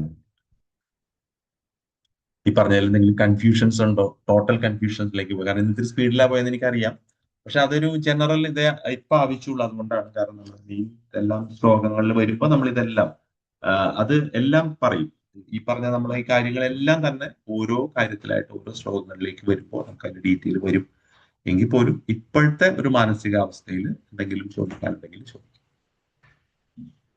പിന്നെ ഒന്നും ചോദിക്കാനില്ലെങ്കിലും ഒരു ഹരേ കൃഷ്ണ പറയാം. ഹരേ കൃഷ്ണ. സംശയങ്ങളൊക്കെ ഉണ്ട്, പല പല സംശയം. അപ്പൊ എന്തായാലും ഇനി തുടങ്ങുമ്പം തീർത്തു പോവാന്നുള്ള. ഓക്കെ, അതെ, ശരി. എന്തെങ്കിലും ഉണ്ടെങ്കിൽ ചോദിക്കാം. നമുക്കിപ്പോ അതൊന്നും കുഴപ്പമൊന്നുമില്ല. ഇനി സംശയങ്ങൾ ഇവിടെ ചോദിക്കാൻ മടിയുണ്ടെങ്കിൽ അത് ഗ്രൂപ്പിൽ ഇടാം, അല്ലെങ്കിൽ ഇൻഡിവിജ്വലി മെസ്സേജ് ഇടാം. അപ്പൊ അതനുസരിച്ച് ചെയ്യും. മനസ്സിലായി? ഇതിന്റെ മുന്നൊരു ക്ലാസ്സിൽ പറഞ്ഞിരുന്നല്ലോ, അടുത്ത നമ്മള് നല്ല കാര്യങ്ങൾ ചെയ്താൽ ബ്രാഹ്മണനായിട്ട് ജനിക്കും, അങ്ങനെ ഒരു ഇത് പറഞ്ഞിരുന്നല്ലോ. അപ്പൊ ഇപ്പൊ ഇന്നത്തെ ക്ലാസ്സിൽ പറഞ്ഞില്ലേ, അത് കർമ്മം കൊണ്ടാണ്, ഒരു ഇന്റലക്ച്വൽ വിഭാഗമാണ്. അപ്പൊ നമ്മൾ രണ്ടും കൂടെ അടുത്ത കൊല്ലം അത് ഒരു ഷോർട്ട് കട്ട് പോലെയാണോ? ഇങ്ങനെ ആയി ജനിച്ചാൽ പിന്നെ അങ്ങനെ വിചാരിക്കുന്നത്? എനിക്ക് ചോദ്യം വ്യക്തമായില്ല. അല്ല, നമ്മൾ ഇന്നത്തെ ക്ലാസ്സിൽ പറഞ്ഞില്ലേ, അതൊരു കർമ്മം കൊണ്ടാണ് അടുത്ത ജന്മം തീരുമാനിക്കപ്പെടുന്നത് അല്ലേ? നമ്മൾ ബ്രാഹ്മണൻ എന്ന് പറഞ്ഞാല് ആ ജന്മം കൊണ്ടല്ല, കർമ്മം കൊണ്ടാണ്. യെസ്, കർമ്മം കൊണ്ടാണ്. പക്ഷെ നമ്മൾ മുന്നത്തെ ഒരു ക്ലാസ്സിൽ പറഞ്ഞിട്ടുണ്ടായിരുന്നു, നമ്മളുടെ നല്ല കാര്യങ്ങൾ ചെയ്താൽ നമ്മൾ അടുത്ത ജന്മം ബ്രാഹ്മണനായിട്ട് ജനിക്കും. ഭാഗവതം പറയുന്നുണ്ട്. അതെ, പറയുന്നുണ്ട്. അപ്പൊ അത് രണ്ടും കൂടെ എങ്ങനെയാ? രണ്ടും കൂടെ എങ്ങനെയാന്ന് വെച്ച് കഴിഞ്ഞാല് അതായത് അതെന്താ കാരണം എന്ന് വെച്ചാൽ ഓക്കെ, അതിലത് കാസ്റ്റ് വൈസ് ഇതെങ്ങനെ വരുന്നത്? തീർച്ചയായും അത് ആവശ്യമാണ്. കാരണം ആ ബ്രാഹ്മണൻ എന്ന് ഉദ്ദേശിക്കുന്നത് അതാണ്. ഈ മനസ്സിലായില്ലേ? ആ ബ്രാഹ്മണ കുലത്തിൽ ജനിക്കുമെന്ന് ഉദ്ദേശിച്ചാല് ആ ബ്രഹ്മജ്ഞാനം ഉള്ള ഒരു ഇതിലേക്ക് ജനിക്കും. അങ്ങനെ ഒരു കുലം ഉണ്ടല്ലോ, അതുണ്ട്. പക്ഷെ ഇവിടെ എന്താ സംഭവിച്ചെന്ന് വെച്ചാല്, ശരിക്കുമുള്ള ഉദ്ദേശം, വേദങ്ങളുടെ ഉദ്ദേശം, ബ്രാഹ്മണൻ, ക്ഷത്രിയൻ, വൈശ്യർ, ശൂദ്രൻ എന്ന് പറഞ്ഞാൽ ഒരു ക്ലാസ് ഓഫ് ഒരു മാസ് ഓഫ് പീപ്പിൾ. മനസ്സിലായില്ലേ? അത് അവരിൽ ചിലപ്പോ ജനിച്ചത് ചിലപ്പോ ശൂദ്രനോ ഏതെങ്കിലും വീടുകളിലായിരിക്കാം. പക്ഷെ അതിനകത്ത് ഇന്റലിജന്റ് ക്ലാസ് ഉണ്ടെങ്കിൽ എല്ലാത്തിൽ നിന്നും പിക്ക് ചെയ്ത് അവൻ ബ്രാഹ്മണനായിരിക്കും. മനസ്സിലായില്ലേ? മനസ്സിലായില്ലേ? അത് ആ ബ്രാഹ്മണന്റെ ഉത്തരവാദിത്വം കൂടിയാണ്. അപ്പൊ ഇന്ന സ്ഥലത്തുള്ള ഒരു വ്യക്തി, അവനൊരു വൈശ്യനാണ്, പക്ഷെ അവന്റെ ക്വാളിറ്റിയിൽ അവൻ കുറച്ച് മികച്ചതായി കാണുന്നു എന്ന് അങ്ങനെ കണ്ടാൽ അവനെ പിക്ക് ചെയ്തെടുക്കാം. മനസ്സിലായില്ലേ? അപ്പോ ഭാരതത്തിൽ സിസ്റ്റവുമായിട്ട് ഒരുപാട് മെർജ് ആയി പോയല്ലേ സാർ? അതുകൊണ്ടാണ് അല്ലെ ഭാരതത്തിലെ ചാതുർ പറഞ്ഞ മയാ സൃഷ്ടം എന്ന് ഭഗവാൻ പറഞ്ഞതിനെ ഏറ്റവും കൂടുതൽ തെറ്റിദ്ധരിക്കപ്പെട്ടത് ഭാരതത്തിൽ അത് കാസ്റ്റ് സിസ്റ്റവുമായിട്ട് വല്ലാണ്ടങ്ങ് മെർജായി പോയി. വല്ലാണ്ട് അത് തന്നെ അതെ. ഇത് നമ്മുടെ മനസ്സിൽ കിടക്കണോണ്ട് ഇത് മനസ്സിലാക്കാൻ നമുക്ക് ഭയങ്കര ഈ സംശയം പോലും അതാണ് ശരി ശരിയല്ലേ? അതെ കാരണം അതെ വെച്ചാല് അതെ നമ്മള് ബ്രാഹ്മണൻ എന്ന് പറയുമ്പോൾ നമ്മളിപ്പോഴും നമ്മൾ ആ പൂണൂരിട്ട അതിൽ ചിന്തിക്കുകയാണ്, മനസ്സിലായില്ലേ? അല്ലെങ്കിൽ ക്ഷത്രിയ എന്ന് പറഞ്ഞാൽ നമ്മൾ ഇപ്പോഴത്തെ ഒരു അഡ്മിനിസ്ട്രേഷൻ ചെയ്യുന്ന ഒരു ക്ലാസ് ആൾക്കാരായിട്ട് നമ്മൾ വിചാരിക്കും. ശരിക്കും നമ്മൾ ഭയങ്കരമായിട്ട് അത്രയും അതിനകത്ത് കാരണം ഇത് എത്രയോ കോടിക്കണക്കിന് വർഷങ്ങൾക്ക് മുന്നേ നടന്നിരിക്കുന്ന ഒരു പ്രോസസ്സാണ് ഈ ജാതി വ്യവസ്ഥ വന്നുപോയി. അപ്പൊ നമ്മൾക്ക് അതിൽ നിന്ന് ഇത് ഇങ്ങനെയല്ല എന്ന് മനസ്സിലാക്കാൻ സമയം. അപ്പൊ ഇത് ഭാഗവതം പറയുന്ന ബ്രാഹ്മണ ഇതിൽ ഉദ്ദേശിച്ചത് എന്താ വെച്ചാൽ നമ്മളിപ്പോ നമ്മൾ ചെയ്യുന്ന കർമ്മങ്ങൾ അല്ലെങ്കിൽ നമ്മൾ ഭഗവാന്റെ ഭക്തി പുരോഗമിക്കുമ്പോൾ ചിലപ്പോൾ ഒറ്റയടിക്ക് നമ്മൾ ഭഗവത് ധാമത്തിലേക്ക് പോയില്ലെങ്കിൽ പോലും അതിൽ നിന്നും നമുക്ക് അല്ലെങ്കിൽ അടുത്തൊരു ബർത്ത് എന്ന് പറയുന്ന ഒരു സാഹചര്യം അതിൽ പറഞ്ഞിരിക്കുന്നു. എന്താണ്? സംസ്കാര സമ്പന്നനായ ഒരു ബ്രാഹ്മണ ഇതിൽ ജനിക്കുന്നു, മനസ്സിലായി? എന്ന് വെച്ചാൽ ഉദ്ദേശിക്കുന്നത് ഒരു ബ്രാഹ്മണൻ എന്ന് കൊട്ടേഷൻ ഇട്ട് പറയുന്നത്. അതായത് ആ ഒരു ബർത്ത് കൊണ്ട് അവൻ ശരിക്കും ആ ജ്ഞാനം നേടി അവന്റെ ഉദ്ദേശം എന്തായിരിക്കണം? ഈ വേദത്തിലെ എല്ലാ കാര്യങ്ങളും മനസ്സിലാക്കി എടുത്തിട്ട് അത് മറ്റുള്ള വിഭാഗത്തിന് ഉപകാരപ്രദമാക്കി അവരെ എങ്ങനെ ലിഫ്റ്റ് ചെയ്യാം, ഇതാണ് അവരുടെ കർത്തവ്യം, മനസ്സിലായി? ഇത് മാത്രമാണ് ബ്രാഹ്മണൻ ചെയ്യുന്നത്. അതാണ് ബ്രാഹ്മണന്റെ ജോലി. അതിനുവേണ്ടി ബ്രാഹ്മണന് മറ്റുള്ളവർ എല്ലാ പൈസയും എല്ലാം കൊടുക്കണം എന്നാണ്, ദാനം ചെയ്യണം എന്നാണ്. അങ്ങനെയാണ് വ്യവസ്ഥ. കാരണം ആ ഒരു ഡ്യൂട്ടി ചെയ്യാൻ വേണ്ടി മാത്രം ആ ഒരു ബർത്തിലേക്ക് കിട്ടുന്നതാണ് ഭാഗവതം പറയുന്നത്. പിടികിട്ടിയോ? അപ്പൊ അത് നമ്മൾ ചിന്തിക്കരുത് നമ്മൾ വീണ്ടും ജനിച്ച് ഇവിടെ വീഴും ഇതേ പോസ്റ്റ് ഓഫീസ് പിഒ ബോക്സിലല്ല, അത് വേറെ എവിടെയെങ്കിലും ആവായില്ലേ, വേറെ ഏതെങ്കിലും പ്ലാനറ്റ് സിസ്റ്റത്തിലാവില്ലേ? ഇപ്പൊ അവിടെ ഉണ്ടാവും ആ സിസ്റ്റം ചിലപ്പോ. ഇപ്പൊ ഇവിടെ നശിച്ചു എന്ന് വെച്ചുകൊണ്ട് വേറൊരു സ്ഥലത്ത് ആ സിസ്റ്റം നടക്കുന്ന ഒരു സ്ഥലം ഇല്ലാന്ന് നമുക്ക് പറയാൻ പറ്റില്ലല്ലോ ഇന്നത്തെ ലോകത്ത്. നമ്മൾ ഈ ഉള്ളി ഒരു ഭൂമിയുടെ തന്നെ നമുക്ക് ഒരു ഭൂമിയെ കുറിച്ചേ അറിയുള്ളൂ ഇപ്പോഴത്തെ, അല്ല ആ ഭൂമിയുടെ തന്നെ മുഴുവൻ നമുക്ക് അറിയില്ല. എത്രയോ ഭൂമികൾ ഈ ഭൂലോകത്തിൽ തന്നെയുണ്ട്. ഈ 14 ലോകത്തില് ഭൂലോകം, ഭൂവർലോകം, സ്വർഗലോകം, താഴേക്ക് അതല വിതല പോകണ്ടല്ലോ. അവിടെ ആ ഭൂലോകം എന്ന് പറയുന്നിടത്ത് തന്നെ വേറെ ഭൂമികളുണ്ട്. നാസ തന്നെ വേറെ ഭൂമിയെ കണ്ടെത്തി എന്ന് പറഞ്ഞില്ലേ? അതുപോലെ അപ്പൊ ഇതൊന്നും നമ്മൾക്ക് എത്തിപ്പെടാൻ പറ്റില്ല. അപ്പൊ നമ്മുടെ ജന്മം എന്ന് വെച്ചാൽ ഈ ഒരു ഭൂലോകത്തില് വേറെ എവിടെയെങ്കിലും വന്ന് വീഴും, മനസ്സിലല്ലേ? അവിടെ നമുക്ക് കിട്ടുന്നത് അതിനേക്കാൾ ഒരു അപ്ഗ്രേഡ് കിട്ടുന്ന ഒരു ഇതായിരിക്കാം, മനസ്സിലായി? അതാണ് അവിടെ ഉദ്ദേശിക്കുന്നത്. എന്തായാലും അതുകൊണ്ട് മെച്ചമേ നമുക്കുള്ളൂ. പക്ഷെ നമ്മുടെ ഈ അണ്ടർസ്റ്റാൻഡിങ് കറക്റ്റ് ആയിരിക്കണം. അതാണ് നമ്മൾ ഉദ്ദേശിക്കുന്നത് പോണൂല് അതൊക്കെയാണ്. നമ്മൾ വിചാരിക്കും ഇപ്പോഴത്തെ ലോകത്തിലെ പോലെ ഇവൻ വന്നിട്ട് ഇപ്പോഴത്തെ ഏതെങ്കിലും ഒരു ബ്രാഹ്മണ ഫാമിലി ജനിക്കുന്നത്. അങ്ങനെയല്ല അത് ഉദ്ദേശിക്കുന്നത്. അവന് വീണ്ടും അവിടുന്ന് ഭഗവാനിലേക്ക് ഉയർച്ച ഉണ്ടാവുന്ന ഒരു പോയിന്റിലേക്ക് വീഴും. അങ്ങനെ എടുത്താലും മതി, മനസ്സിലായില്ലേ? ചിലപ്പോ അത് ഇവിടെ തന്നെ ആയിരിക്കണം എന്നില്ല, ചിലപ്പോ വേറെ ലോകത്തിലേക്കായിരിക്കാം പോകുന്നത്. ഈ 14 ലോകത്തിൽ വേറെ ലോകത്തിലാവാനോ, ഈ ഭൂമിയിൽ തന്നെ വേറെ ലോകം ഉണ്ടല്ലോ. അപ്പൊ അങ്ങനെയാവാം. പക്ഷെ ഭൂലോകത്തിലാണ് പുനർജന്മം എന്ന് പറയുന്നു. പക്ഷെ അപ്പൊ അതുകൊണ്ട് ഇവിടെ തന്നെ ആയിരിക്കും, പക്ഷെ മാറ്റം ഉണ്ടാവും എന്തെങ്കിലും. പിന്നെ ഇപ്പോഴത്തെ ഇതിൽ വരുമ്പോ ഈ പറഞ്ഞ പോലെ ഈ ബ്രാഹ്മൺ ഫാമിലി തന്നെ ആയിരിക്കും. പക്ഷെ അതുകൊണ്ട് ആവണം എന്നില്ലല്ലോ. അതുകൊണ്ട് നമ്മൾ ആ ബ്രാഹ്മണ ക്ഷത്രിയ ഇതെന്ന് പറയുന്നത് നമ്മളുടെ ഇപ്പോഴത്തെ അതുമായിട്ട് നമ്മൾ മിക്സ് ആയിട്ട് ധരിക്കരുത്. അതൊരു നല്ലൊരു ചോദ്യമാണ്. കാരണം വെച്ചാല് ഭയങ്കര ബുദ്ധിമുട്ടാണ് നമ്മളതിനെ ഒന്ന് വേർതിരിച്ചെടുക്കാനായിട്ട് നമുക്ക്.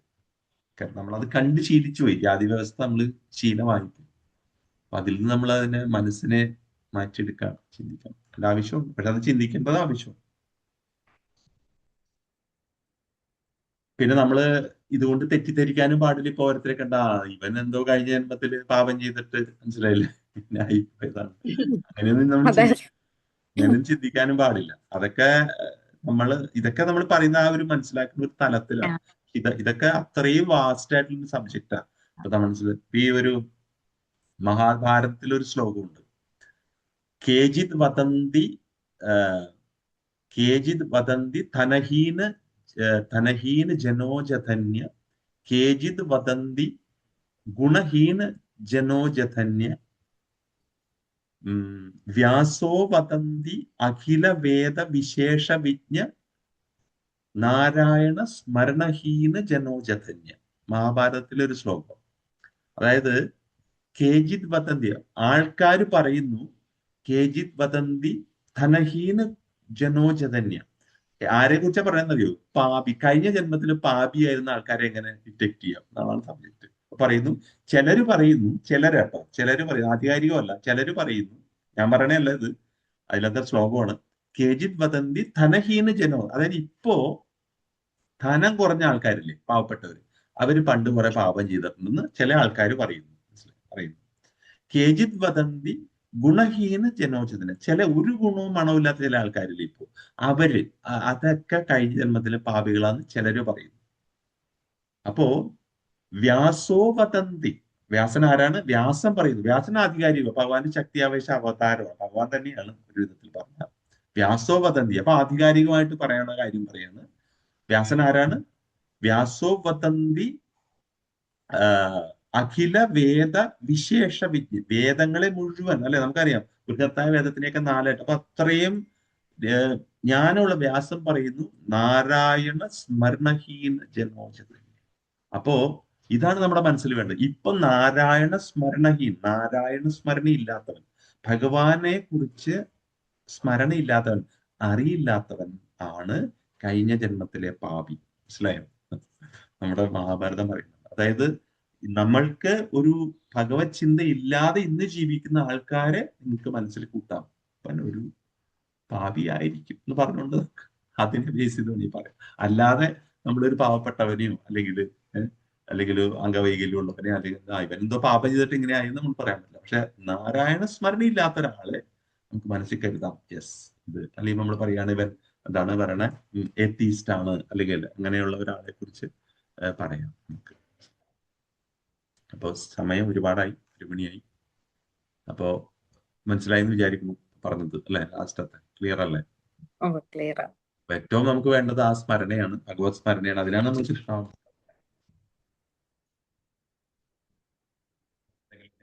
മെസ്സേജ് ഇടുക, അല്ലെങ്കിൽ കൂടിയിടുക. അപ്പൊ നമുക്ക് അടുത്ത ആഴ്ച ഭഗവത്ഗീത ശ്ലോകത്തിൽ. ഹരേ കൃഷ്ണ. വാഞ്ചാകൽപതരൂപശ്ച കൃപാ സിന്ധൂഭ്യോ ച പതിതാനാം പാവനേഭ്യോ വൈഷ്ണവേഭ്യോ നമോ നമഃ. അനന്തകോടി വൈഷ്ണവ ഭക്തവൃന്ദ की जय, श्रील प्रभुपाद की जय, ഗുരുദേവ് की जय, നിതായ ഗൗര പ്രേമാനന്ദ ഹരിഹരിപ്പോ. ഭഗവത്ഗീത തുടങ്ങുമ്പോൾ നമുക്കൊരു ജയരാധ മാധവ ഒരു പ്രാർത്ഥന ചൊല്ലിയിട്ട് വേണം തുടങ്ങാൻ. അപ്പൊ എല്ലാവരും അത് ഏറ്റു ചൊല്ലുമൊക്കെ വേണം. പറ്റുമെങ്കിൽ മാക്സിമം അൺമ്യൂട്ട് ചെയ്ത് ചെയ്യാൻ നോക്കുക പറ്റുന്നവർ. അടുത്ത ആഴ്ച. ഹരേ കൃഷ്ണ.